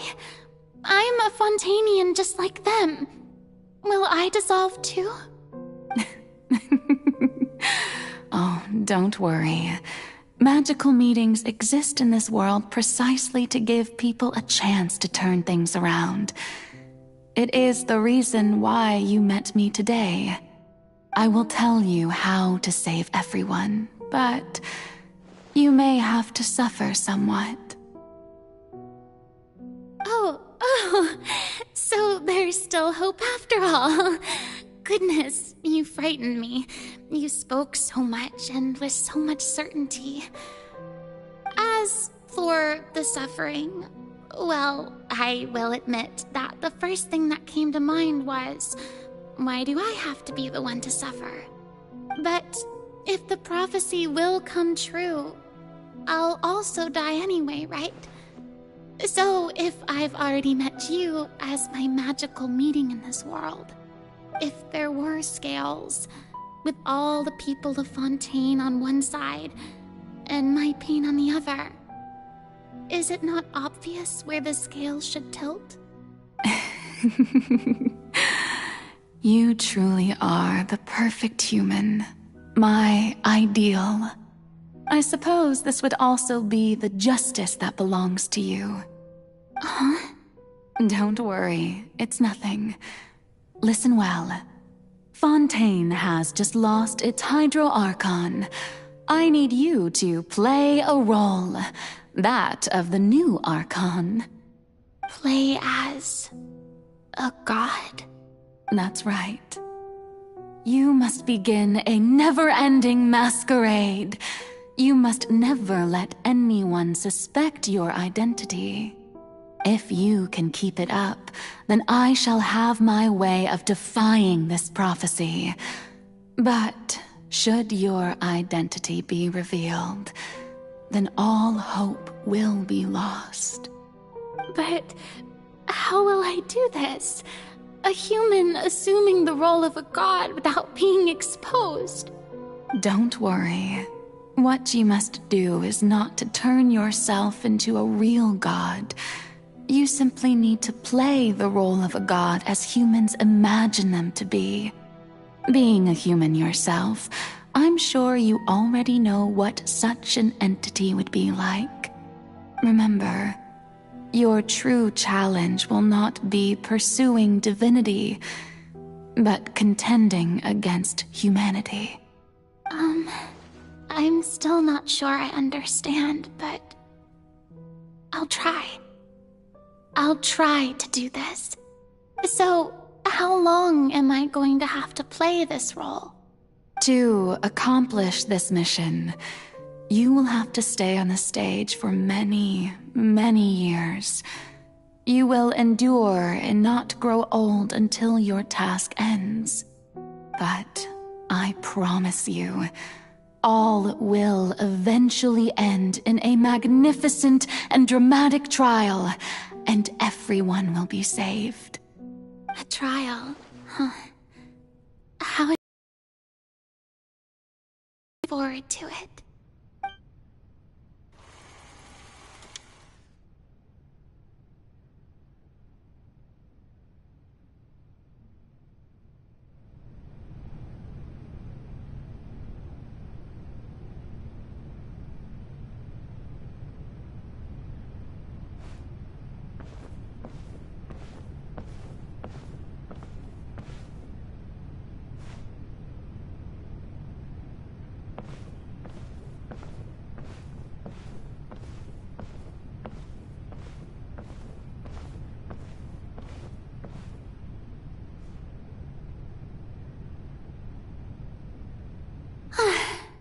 The Maison Cardinalise has announced my accession, but this is my first time facing the people.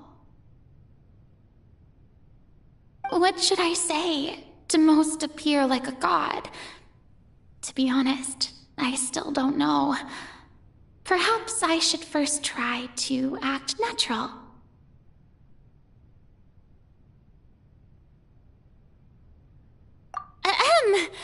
Ladies and gentlemen, good evening, and welcome to the Opera Epiclese. I'm sure you've all heard about how I have taken on the role of Hydro Archon. Indeed, I am Verena de Fontaine, your new Archon.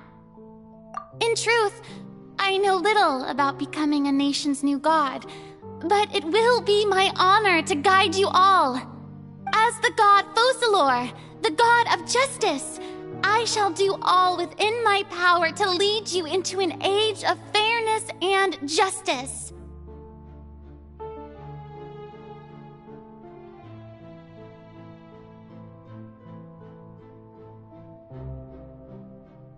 Once again, thank you all for coming.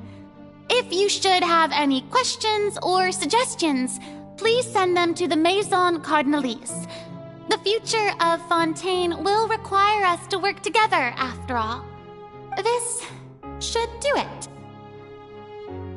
I thought I might stammer, but thankfully, I was able to convey my thoughts just fine.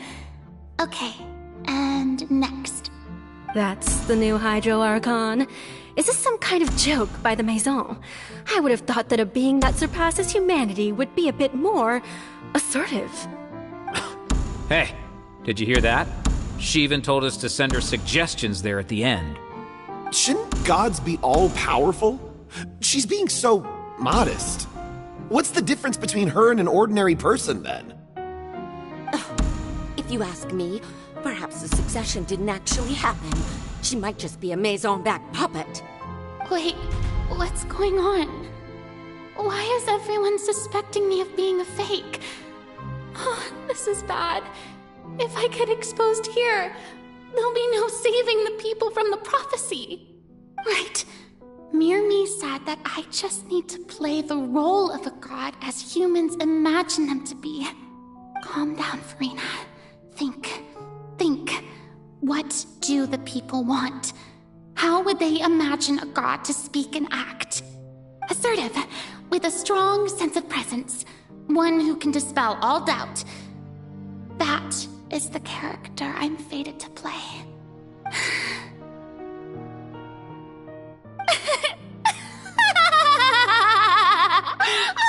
Oh, very good, my people.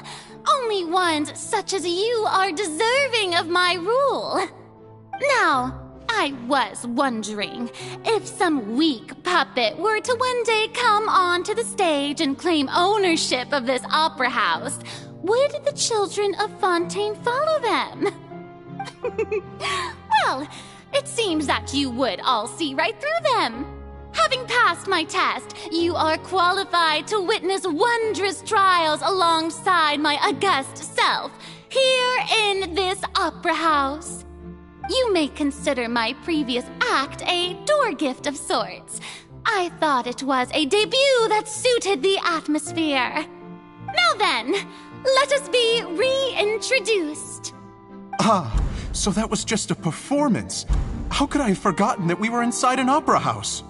Her personality? It's quite shocking, to be honest, but I suppose it's a better look than before. Such a fascinating and bold deity. How wonderful! Our future may yet be bright after all. It seems I've turned them around. Best follow this flow and restart my accession speech. My dear people, whether you acknowledge me or not, whether you trust me or nay, I say to you, keep faith in your ardor for justice. We have heard it said that this nation's sins can no longer be washed away. Well, I say that justice is most fragrant when it blooms amid sin. The scales of justice should not weigh heavy in the hands of its God. On one side, it must carry fairness and justice. And on the other, praise and applause. May law be the prayer on our lips. May judgment be our worship. Let us light the fires and drink to the future of Fontaine. There is no trouble in this world that justice cannot solve. All that is needed is for you, my people, to believe in it, heart and soul. So long as I, the Archon Focalors, stand within the Opera Epiclese, so long as I stand before the Oratrice, I shall even judge the gods of this world!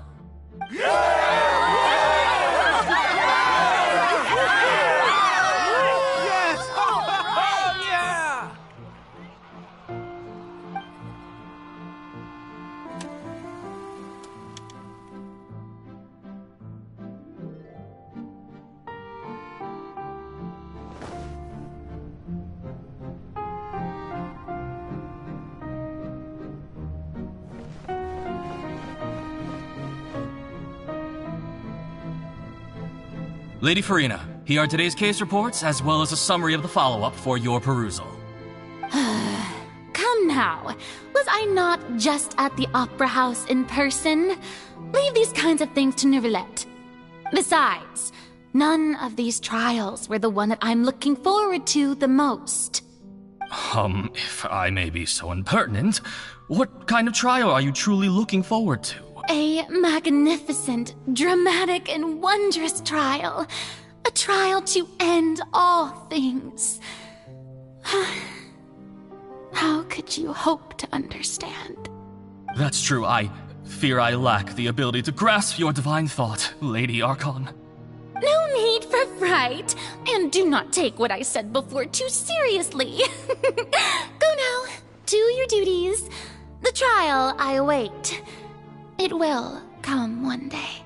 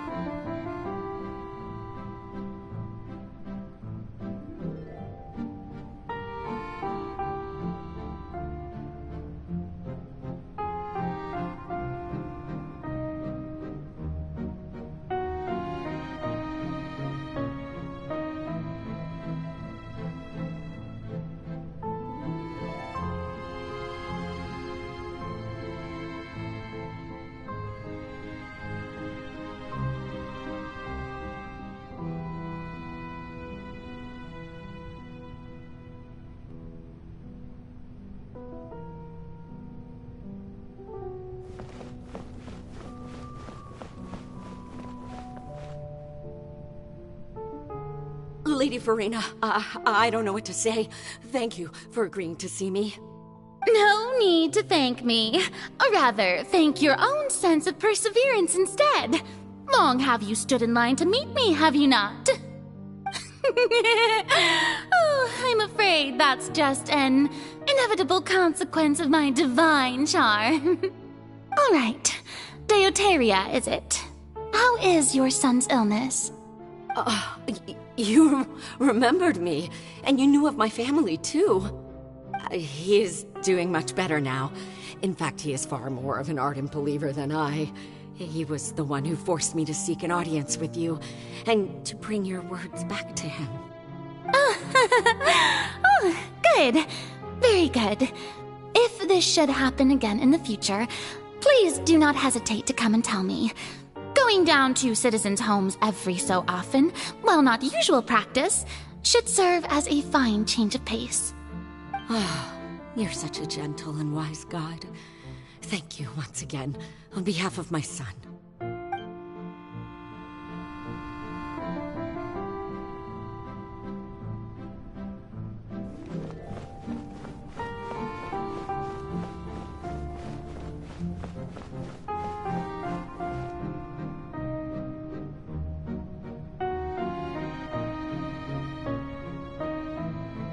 Lady Farina, here are the latest hydrological reports. As for the specific parameters you asked to take note of, I'm afraid things still don't look good. I see. It's as I thought, then. As your god, I did already expect this, but I wanted to see how far your human wisdom would allow you to analyze it. All manner of signs indicate that the prophecy will still come to pass. Forget it. That's not something you need to worry about right now.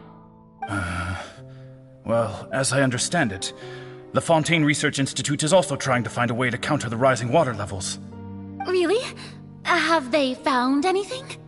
I'm afraid that they haven't found any effective solution thus far. Oh, is that so? Well, no wonder. This issue has reached the realm of the gods, after all. Still, their spirit is praiseworthy.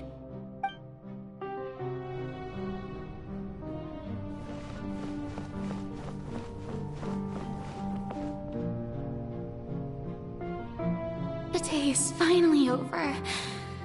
I haven't had a moment to breathe this whole time. But it's good to see that everything's getting on track. There are no longer any voices of suspicion. Maybe this is fine. I just need to keep going, and everyone will be saved. Alright, Farina, don't think too hard about this. You need rest. Tomorrow's a new day.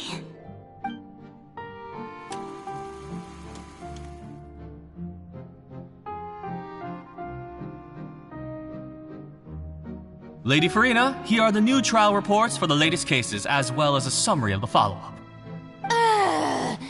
There'll be no need for that. I've seen them already. There's no need to go back over scenes I've witnessed in person before. Lady Farina, I've waited so long for this chance to see you in this manner. Indeed, my dear, loyal citizen. This joyous moment is an honor for us both. Lady Farina, we're detecting significant hydrological anomalies near Poisson. Understood. Keep monitoring. Keep me informed should anything come up at the Institute.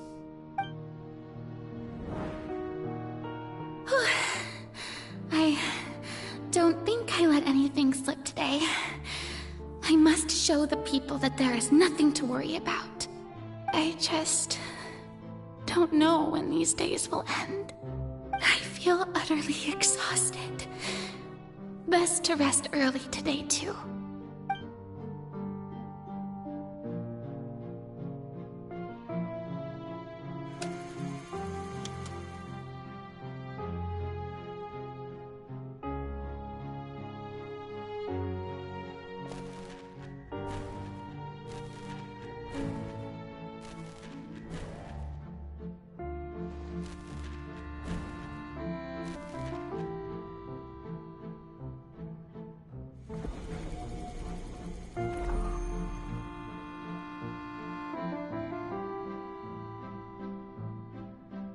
Lady Furina, it's like a dream being able to speak with you up close like this. I've heard that the first member of our family who was honored to receive an audience with you was Madame Deoteria, almost 20 generations ago. And what a fine family yours is indeed. It brings me great joy to meet such a faithful believer, a descendant of a line most ardent. Surely you exaggerate, Lady Furina.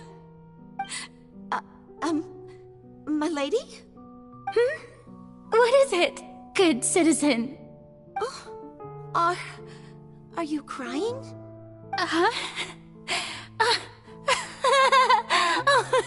Really now? I didn't even notice. This must be the overflow of hydro from my person. Well, can't quite help being the god whose dominion is the waters, can I? No wonder. No wonder. A manifestation of your power, then. Oh, Archon, I am honored to have witnessed it. Honored indeed.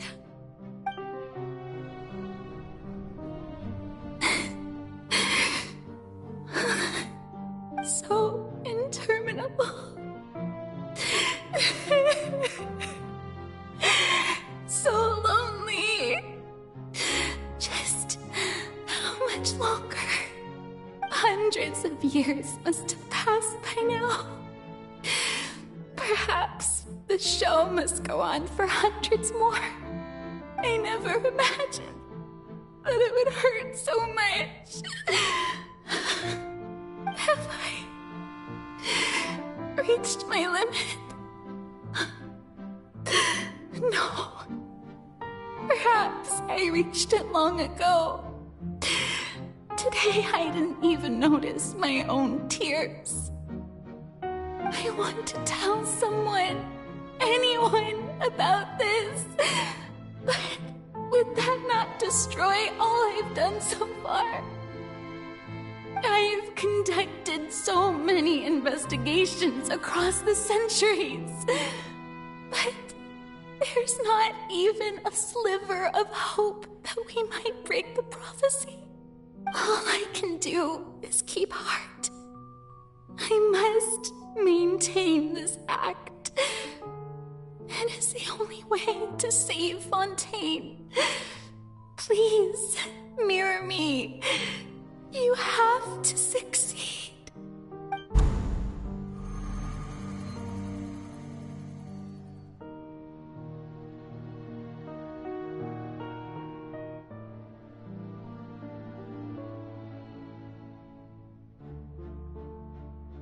Furina, you don't have to shoulder this burden alone. Although I don't know what you might be keeping from everyone. Your people are more than willing to share your burden with you.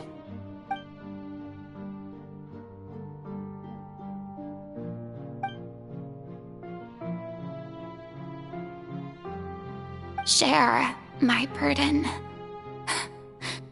That's impossible. It was fated right from the start that this would be my duty alone. But even if your burden doesn't need to be shared, you can still choose to confide in someone. Just share it with me. I'm what you'd call a witness. A witness? Yes, I've heard that you came to Teyvat from beyond the stars, yes. In other words, you never belonged here. And if Teyvat is, in its entirety, a show on a stage, then you're just a spectator, aren't you? If that's the case... He's right. I could confide in him, couldn't I? But if things don't play out as expected, the people of Fontaine will be the ones to pay the price. No, Furina.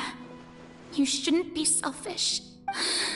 But what if it's really alright? Furina, you've worked so hard for so long. Surely it would be okay to put yourself first for once. Just this once. Is it such an outrageous thing to do anyway? To find someone in whom you can confide your frustrations and so if you let this opportunity slip through your fingers, it might never come by again. Think about it long and hard.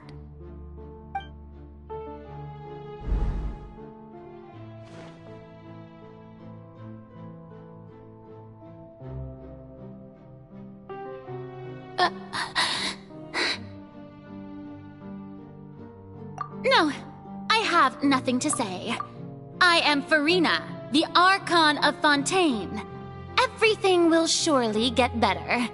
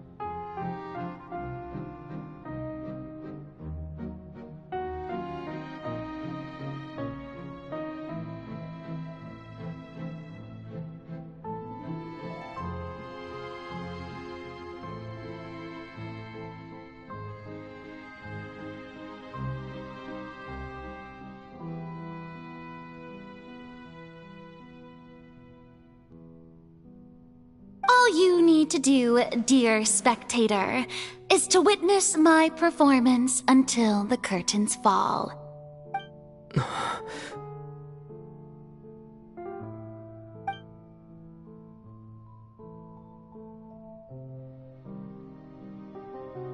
Fine.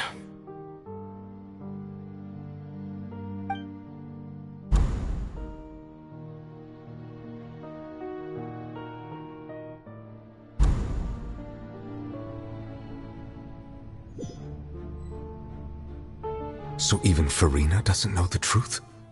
You've never once let her in on the full plan? Yes, it had to be done. To deceive the heavenly principles, you must first deceive yourself. She did very well.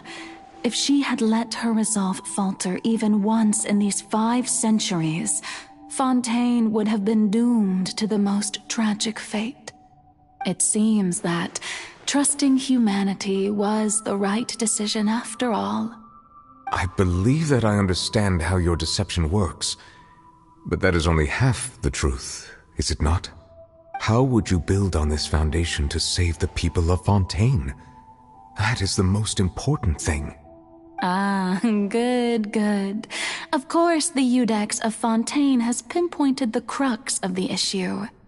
I'm sure you've long sensed that the Oratrice is no simple machine, yes?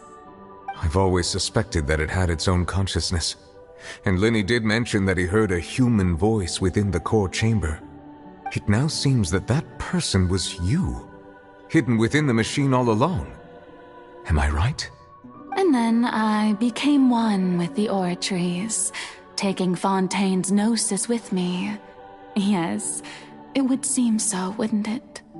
Alas, your understanding of this device still lacks sufficient depth. In truth, it is no enactor of justice. It is, in fact, a device created to kill the god of justice. I beg your pardon? Oh, you have it. And to be more precise, not only will the Oratrice take down the god of justice, it will also take down the divine throne upon which she has been placed. I mean, did you think I would be the sort to enjoy peaceful repose while Furina suffered? My work over these last 500 years has been to constantly Some have already discovered that only a small fraction of the energy generated by the device was ever used to provide power to Fontaine. The vast majority had to be accumulated to enact this death sentence. It was all part of your plan then? Both the trial and the sentence? Indeed. This power, accrued over 5 centuries, could have sustained Fontainians for millennia had it only been used for that purpose. Almost all of it has now been stored within the Oratrice. But only power of this magnitude could hope to destroy the Hydro Archon's divine throne, shaking the rules established by Celestia and breaking through the institution that is the Seven. So the Oratrice's call for death was for neither Furina nor Focalors, but for the Hydro Archon. The destruction of that divine throne. If I do not misunderstand your intent, you must be... returning what's rightfully yours to you, of course. In other words, this was all done to return the authority of the Hydro Archon to the Hydro Dragon of this planet. But...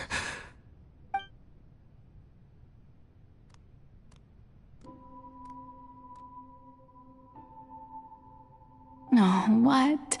Getting sad again, are we? The authority of the ancient dragons shall soon be yours once more, O Hydro Dragon Sovereign.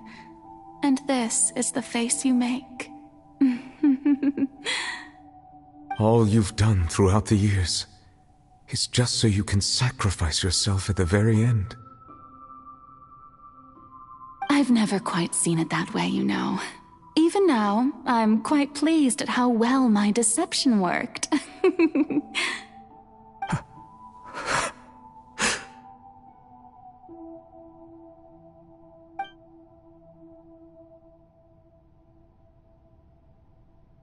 Hydro Dragon, don't cry. I must say, had it been within my rights, I would have loved to judge the heavenly principles themselves. Were they not guilty of essentially the same crime? Egeria stole the power of the primordial sea, and the heavenly principles stole the power you ancient dragons possessed. I, for my part, am the god of justice. And is it not just that your original powers should be returned to you? Speaking of justice, I have always believed that justice lies in the process of pursuing human existence itself.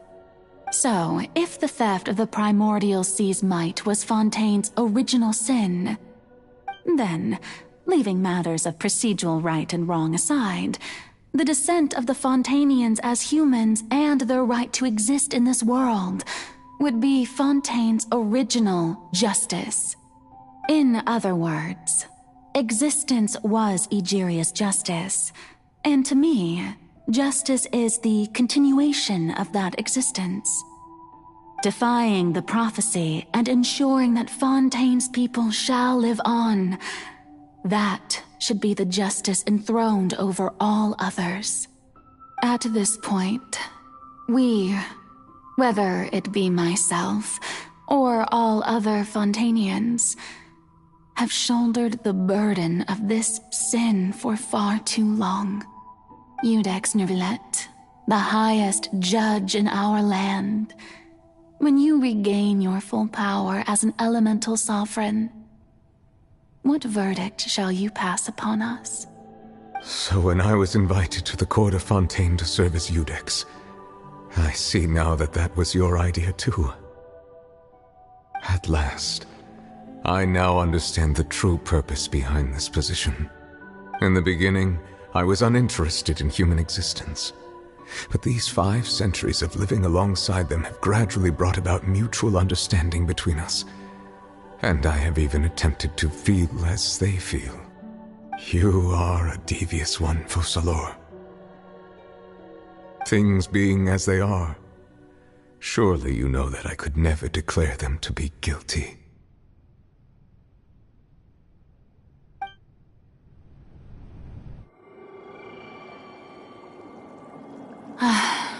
The hour of my execution is almost here. For the sinner, the curtain call has come. I know I may not sound it, but faced with death, I find myself a little afraid. Perhaps this is one thing both gods and humans have in common.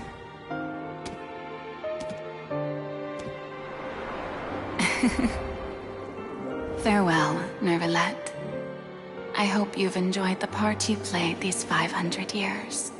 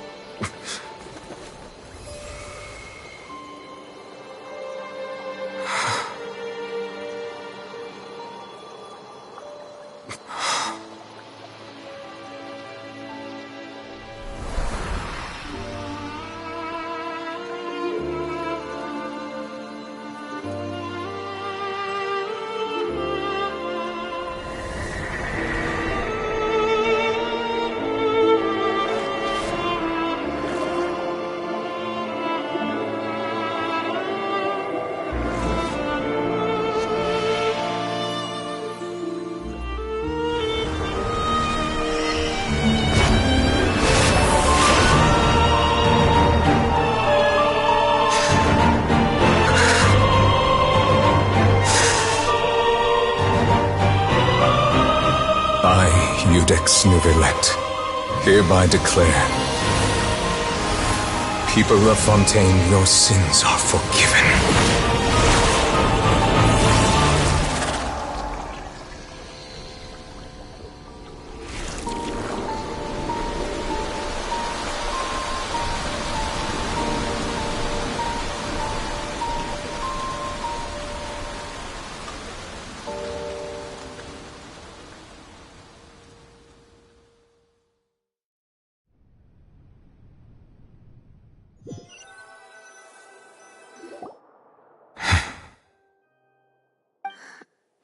What just happened?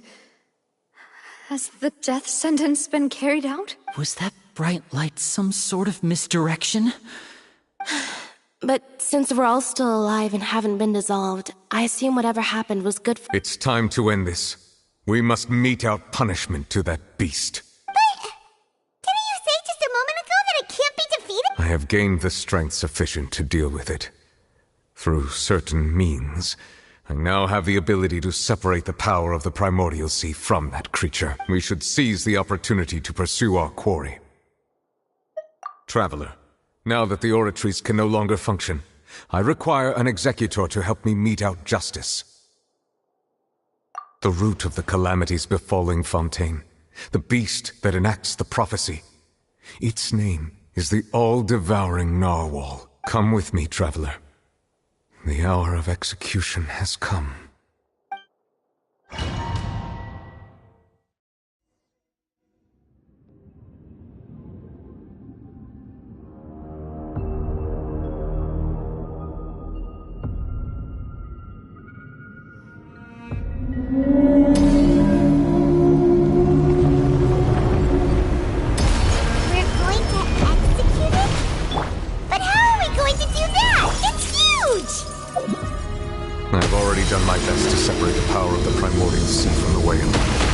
Considering the size of the beast, I cannot reach the power source. Unless we can find a way to attack it from within. I shall share a part of the ancient dragon's power with you. We shall look for an opening together.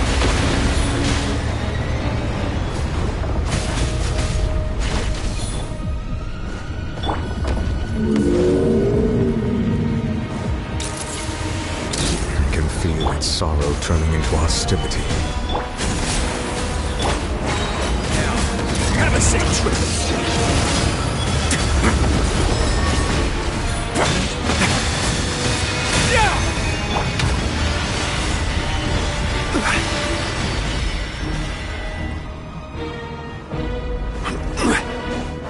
The all-devouring Narwhal cannot resist its instinct to devour. Continue to trigger its hostility. Chance will present itself.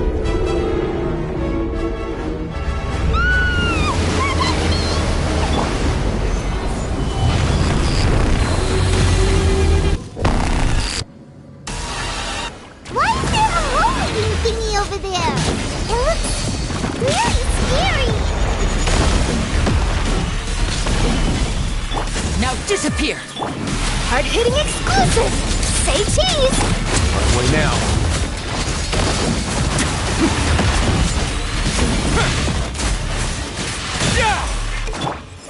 I have granted you my protection. Do not fear. Seize the moment and use my power to suppress its root from within. Let's begin. Stabilize. Smile. A round of applause.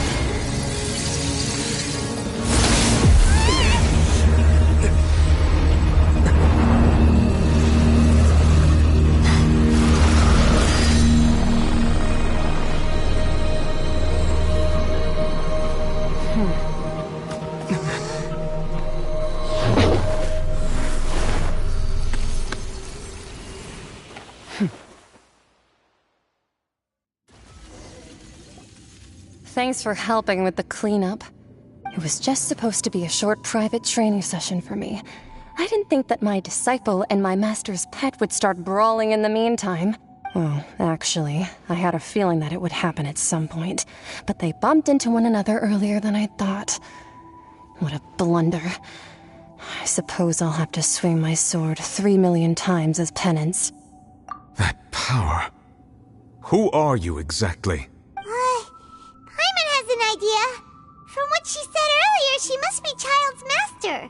Skirk, right? It's just that he gave us the impression that she was the less talkative person. I simply did not have anything to say to the weak. But you, on the other hand, managed to defeat the all-devouring narwhal without using power from beyond this world. So you may speak to me as equals.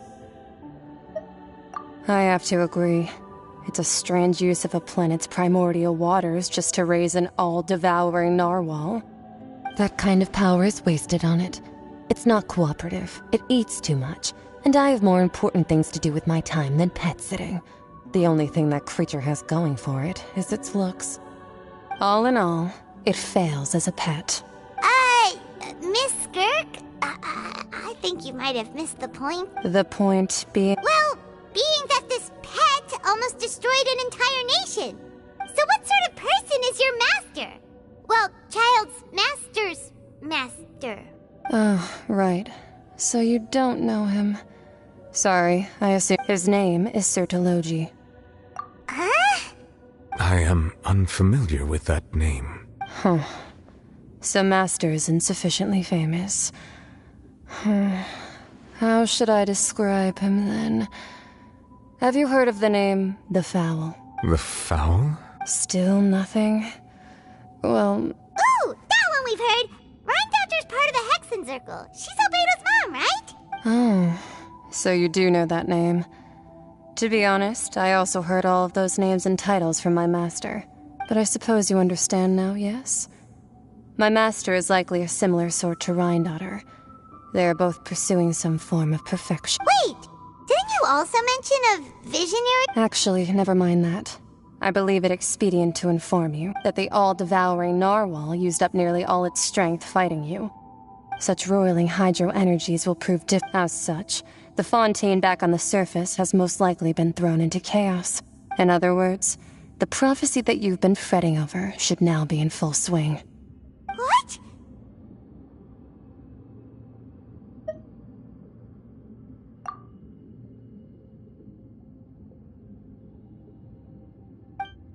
Not to worry. Focalors has already managed to deceive the heavenly principles. In the end, the people will all be dissolved into the waters, and only Furina will remain, weeping on her throne.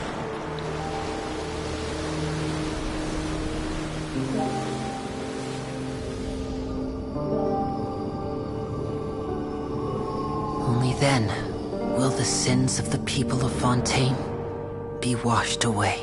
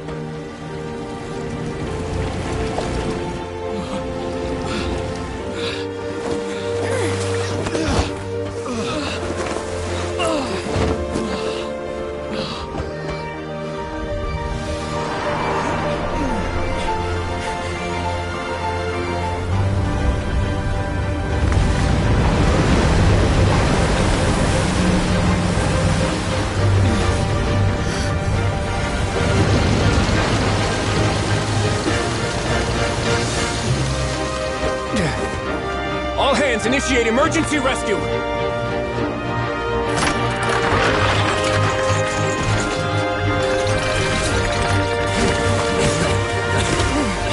Hurry!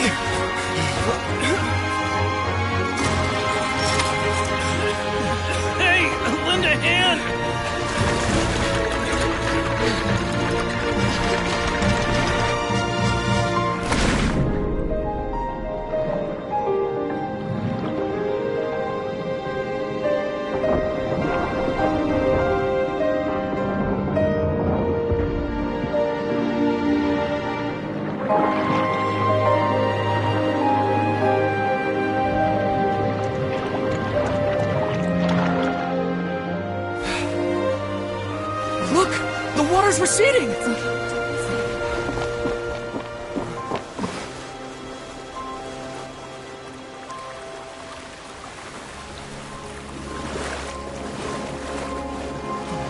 It's a miracle! Water's receding. We didn't dissolve. The prophecy was wrong. The prophecy was wrong.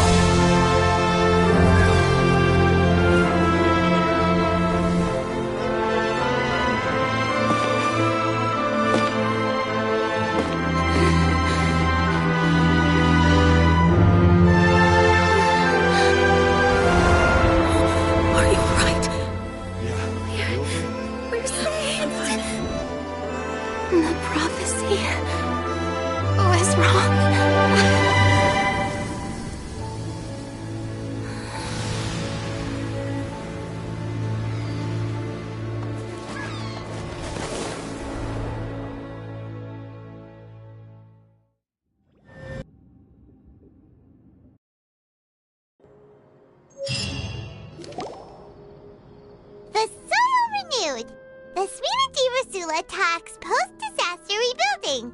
I recently visited Poisson to meet with Miss Navia. Old soil can still give birth to new bloom, Miss Navia. Skyship Winglet, lunar brain of the Fontaine Research Institute. The various disputes that have arisen on account of Mr. Edwin. People always call the first researcher mad, but... Wow! Paimon barely recognizes the people in the reports. Are those really Jurier and Navia? They sound like real big shot. What do you think? Pretty enthralling, huh? The value for these big scoops lies in their inevitable follow-ups. Edwin's assistant, Jurier, created a true flying ship. Paimon's curious too! And that's exactly why I'd like you to come conduct interviews with me. Are you sure? Oh, this time will be different.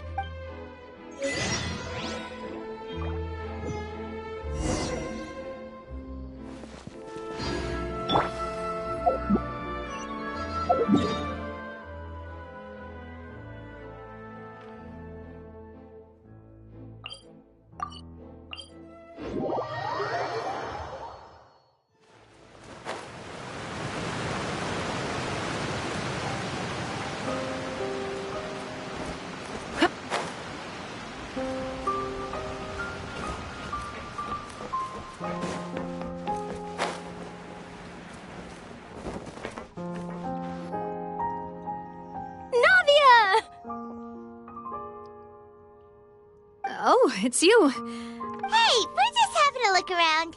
I'm here to update myself on how things are going here. Let me introduce you. This is Mr. Garunt Snežević. He represented the Knave in sending... Our residents are hard at work as well.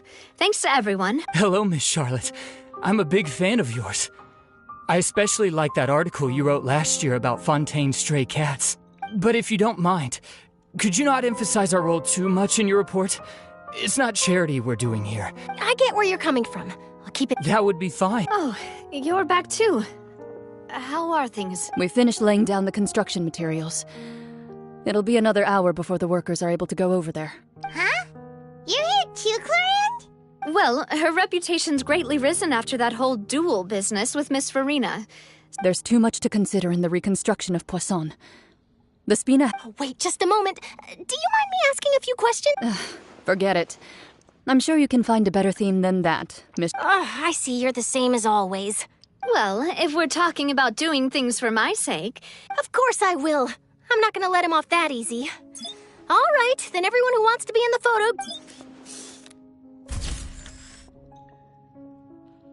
How did it go? Was it a good shot?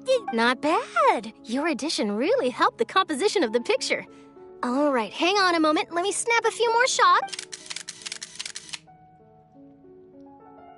All right, that should do it. I'll be back here later anyway, so let's call it a day. You're very quick. Speed is of the essence when it comes to the news. And also, not to brag, but I'm pretty good at building connections. Who knows? I might eventually get that interview with you after all, Miss Clorinde. Wow, you really... I'll hazard a guess that this is how you got that interview. Whoa, you're well informed. Let me make a guess, too.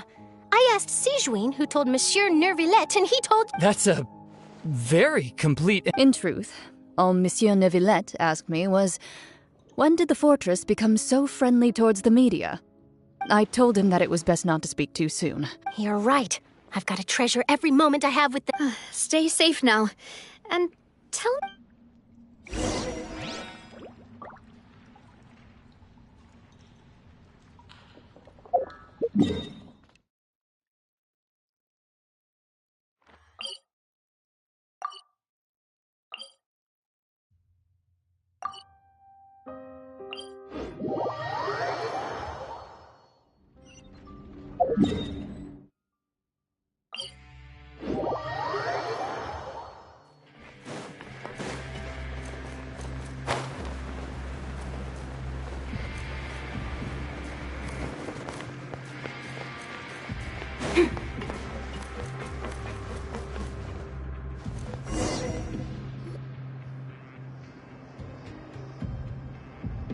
Wow, guess we're here again, huh?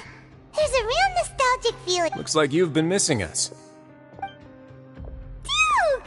Did you come all the way to the entrance to... Of course. I'm here to welcome you and our dear Miss Charlotte, whom our good head nurse recommended to me. It's an honor to finally meet the much-rumored Duke. Thank you for consenting to my visit to the fortress, sir. No need to thank me. But that said, I shouldn't be the focus of your interview. I trust you recall our agreement? Of course, of course. All right then, this way.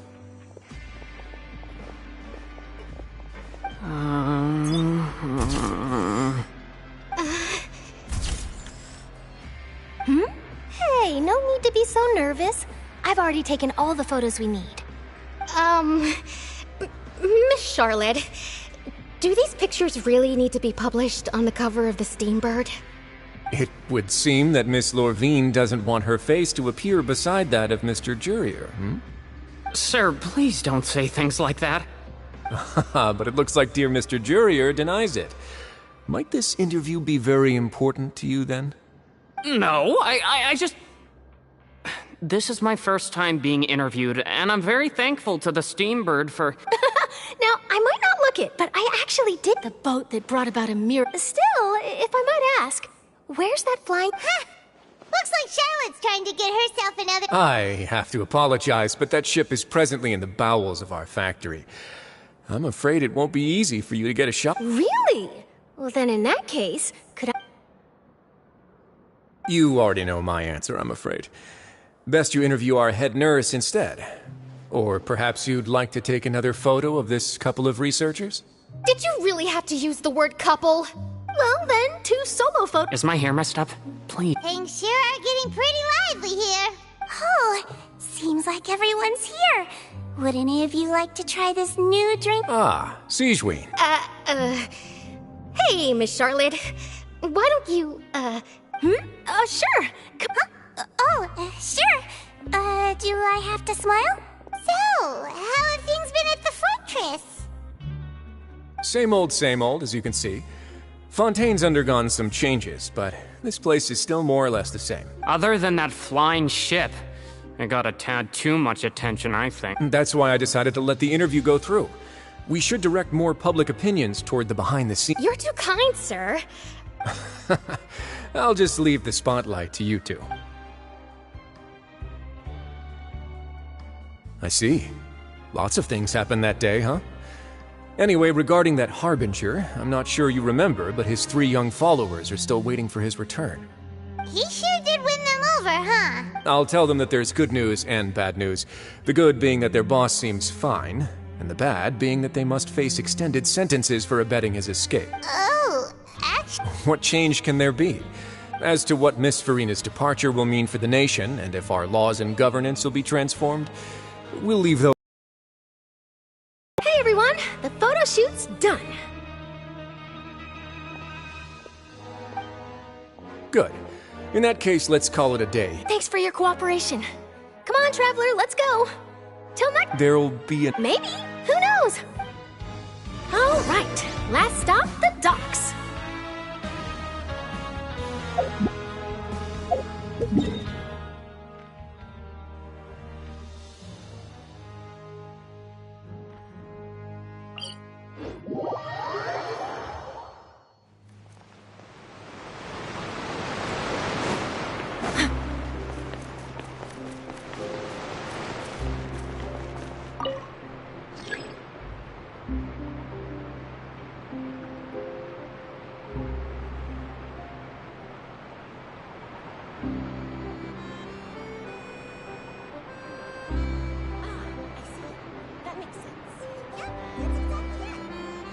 If you keep your eyes peeled and your mind engaged, you'll find there's always a new story nearby just waiting to be discovered.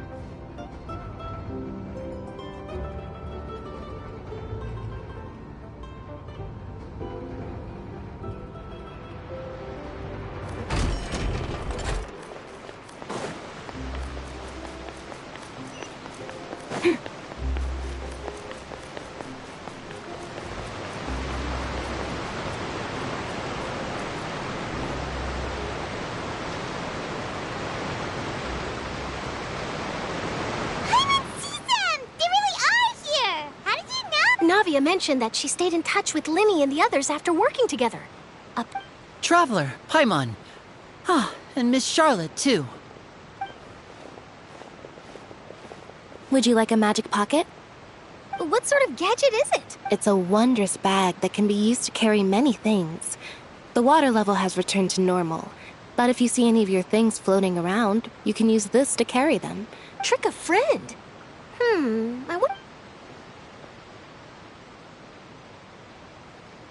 You could just make a friend like Freminet here. Isn't that right, Freminet? Is this what you meant by To be honest, that sounds pretty sweet. Could I have your contact, please? Sure. Please, write down my address. You sure are working hard to help Freminet socialize. He was the one who proposed doing this. He even wants to assist in our magic shows. Yes, I was planning to first introduce Pear as an assistant, and later Freminet himself. In the future, I think we can leave underwater escape magic to him too.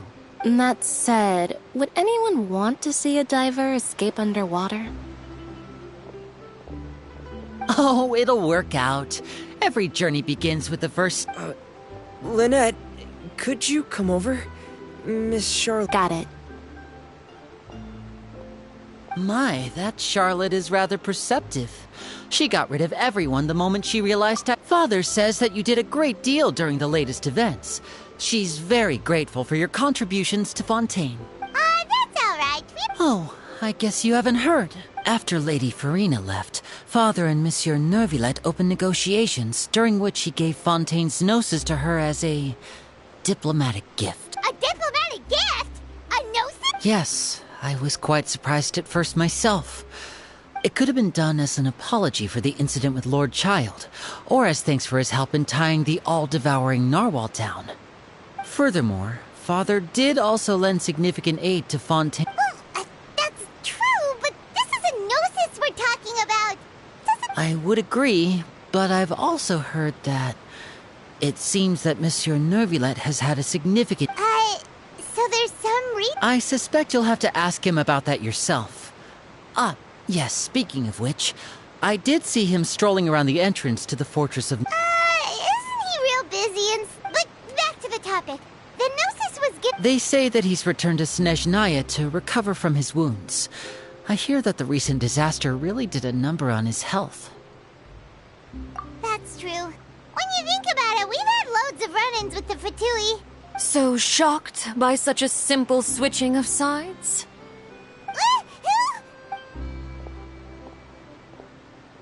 Father! Well, what do you know? Come to the docks to see how my children are doing and meet the Traveler by chance.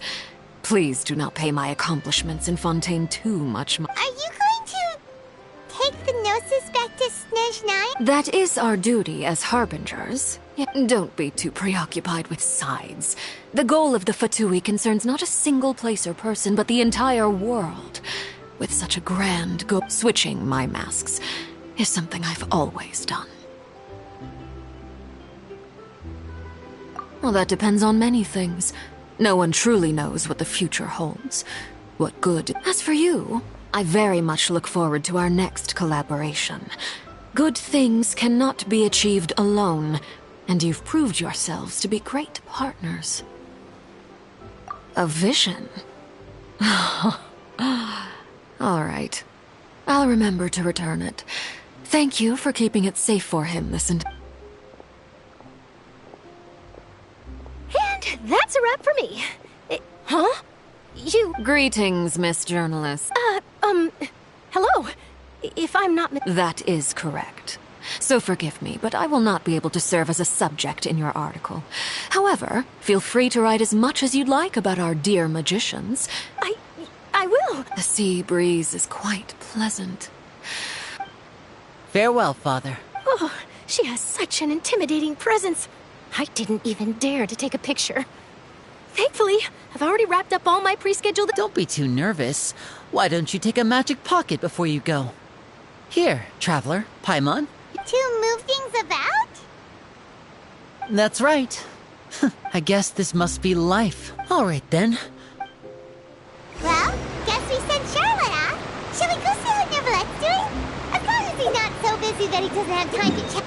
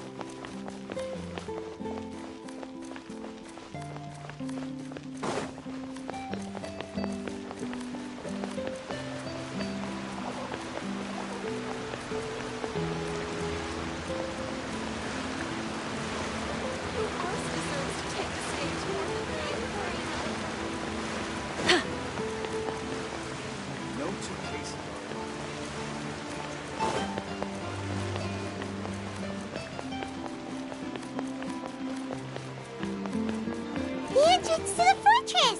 Ooh, he really is there!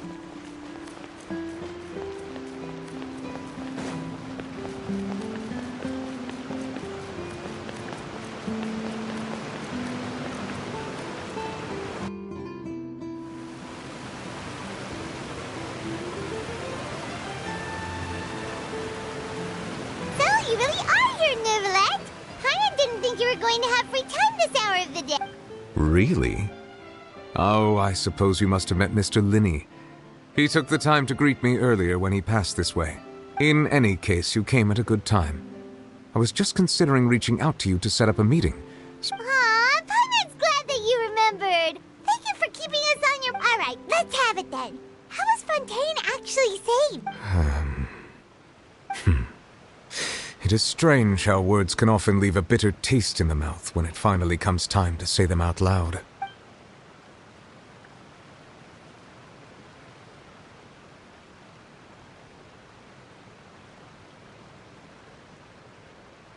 Whoa. So that's what happened?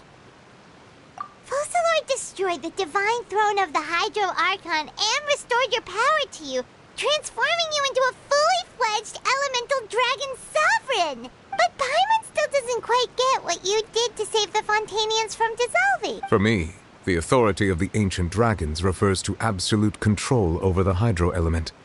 Fontainians were incomplete humans born of Egeria's use of the power of the primordial sea, with constitutions similar to that of mimics. But so long as those primordial energies remain within them, I could use the ancient dragon's authority to grant them true blood, after the fashion in which life was first brought into being on this planet. In other words, when I gave my verdict, Fontainians became true humans, and thus would naturally no longer be dissolved by water from the primordial sea. Focalor must have counted on you to make that decision as well. Yeah, and in a It seems from your expressions that you still have more things you wish to ask. Ask away. I will tell you the truth as I know it. I have investigated his case along many avenues, and I have learned that he once fell into an unknown chasm when he was young. There, by chance, he awakened the all-devouring narwhal. But whether it be by sentiment or reason, that should not have been enough to consider him the root cause of the disaster. At most, he would have had tangential liability. As for the judgment passed by the Oratrice during the trial, whether it was due to that liability by association, or Focalors deliberately using him to buy time for us on the assumption that he would be able to hold the creature off, I cannot say. Guess Focalors had Fontanians in mind the whole time. Hang on a second. Paimon suddenly got another question. Back when Fontanians hadn't yet become real humans, were the children they had also transformed? Life has always flowed like water. Do you recall how Fontanians would often come to the Fountain of Lucine to pray for children? Yeah, Lynette said the fountain is where all the waters in Fontaine converge. In truth, even those couples did not know that such prayers were no mere custom, but instead a form of ritual. Those Oceanids who were blessed within the spring water would later descend as new humans in the coming months. Paimon, sorta... Ask away. I will tell you the truth as I know it.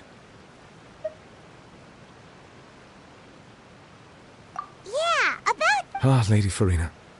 The people are only aware that her death sentence has not been carried out. She abdicated the post of Hydro Archon and left affairs related to that title to me, before leaving the Opera House. I related Focalors' words to her faithfully and completely. After hearing them, she seemed neither saddened nor comforted. She simply said that she was tired and needed to rest. Having said that, she then packed her things and moved out of the Opera House, not unlike how an ordinary person might. You need not worry. I will make arrangements to ensure that she will not want for food, clothing, board, or travel. In truth, I am somewhat happy for her. The wear and tear on her spirit will, of course, take time to heal, but now that she no longer has to play the role of Focalors the Hydro Archon, she can finally lay down her burdens and lead a normal life. What about you, then? What are your plans now that you've regained your full... After Focalors passed on, the Oratrice also ceased to function. This matter will directly affect our trials. Looks like you're still considering stuff from the perspective of the UDEC. As an elemental dragon, there are indeed many things that I must do. As such, before I attend to my other responsibilities. Additionally, the Hydro Arc... That's true. That power was derived from the people... Wait, but the various mechs and machines... As I am now, I have full command over New Musia. Wow. Ask away. I will tell you the truth as I know it. You will soon be heading to Natlan, I presume? I'm afraid that I have little talent as a travel guide, so all I can do is tell you what I know about that land. As far as I'm aware, Natlan can be said to be a nation of dragons. A nation of dragons? You mean like you? No, I suspect that I would not find myself welcome there. Unlike ancient dragons such as myself, the dragons of Natlan have undergone long years of development and evolution. Large numbers of them have entered. Natlan is also the nation of war. War ravages those lands like an undying flame. There is one other piece of information I got incidentally from my negotiations with the Knave that I believe may be useful to you. The Harbinger known as the Captain has thrown his hat into the... The Captain. I suggest that you fully prepare. Ask away. I will tell you the truth as I know it. Hang on a sec. Paimon still got it. When we spoke to Lyney earlier, he mentioned that your attitude towards giving, we guessed that there might be some... No wonder the House of the Hearth is the Fatui's intelligence division. So regarding this specific issue, I was just getting ready to share something with... In truth, I exchanged some further words with that lady named Skirk after sending you two back to the surface. It went something like this.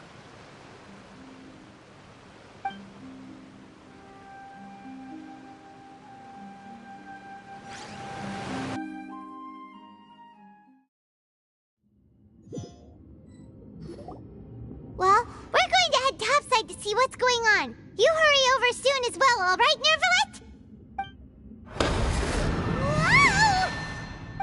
What next? The all-devouring narwhal isn't here, so I'm no longer getting any interference. I can finally catch the scent of your power, what it's made of. It is the authority of the planet's primordial dragons. but with something very similar to a god's curse mixed in. It's quite a novel blend. I'm sure I've encountered something like this before. What was it again? I do not know what you speak of. Ah, of course. How could I forget? You should have the remains of the third descender on your person, yes? Remains? I've never heard of any such thing. Huh. According to your parlance, I believe it may be called a gnosis. Well, that much is true. After Focalors' divinity faded, she handed her gnosis to me. But I fear I have never heard of it described in the manner that you just did. I've been training with my master, the Foul, ever since I was young, and I have never returned to the surface since. So most of the information I possess, I got from him. It is only natural for those who are greater than humanity to possess a different sort of common sense, which is why there are so many problems in our attempts to communicate with humans. Regardless, you should probably get rid of objects of misfortune to prevent any disasters from befalling you. To live in itself is a blessing. But once a person dies, the bonds he once had with this world shall all turn to curses. What do you mean by that? No need to fret. These are just my personal thoughts, and my reason for no longer wishing to return to the surface. This third descender you refer to, who are they? And when did they die? Master never mentioned them to me. Perhaps it just wasn't that important for me to know. If you're interested, though, I could ask him. I'll be sure to pass the answer on to you next time. Next time? You believe we will meet again? I do. Wait. I have a disciple of my own, don't I? He can be the messenger then.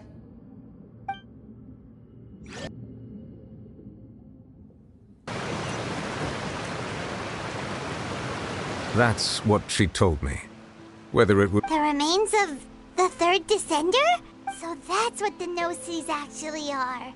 Paimon just thought they looked like chess... All the same, assuming that there was no... And she said that it would bring misfortune and that you should check it, which is why you gave it to the Fatui... If she speaks the truth, then I would simply be putting Fontaine at unnecessary risk by keeping...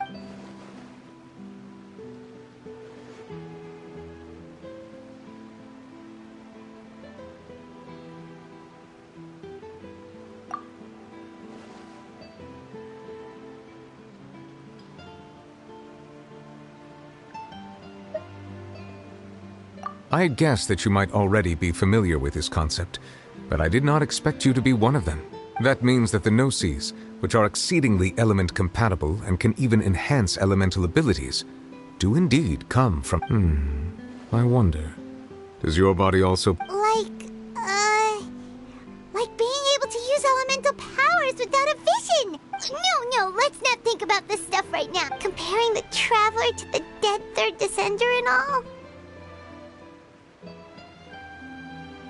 That's what you say, but this topic still feels like that. Once child recovers, let's... I too believe it unwise to make too many blind guesses when... Alright. Yes. All of Focalors' efforts were for this moment as well. But... she sacrificed herself and... I suppose that would be the mystery of a god. I suspect not. But once in a while I too would guess that if wishes were like the clouds in the sky, life flows like water. And what ultimately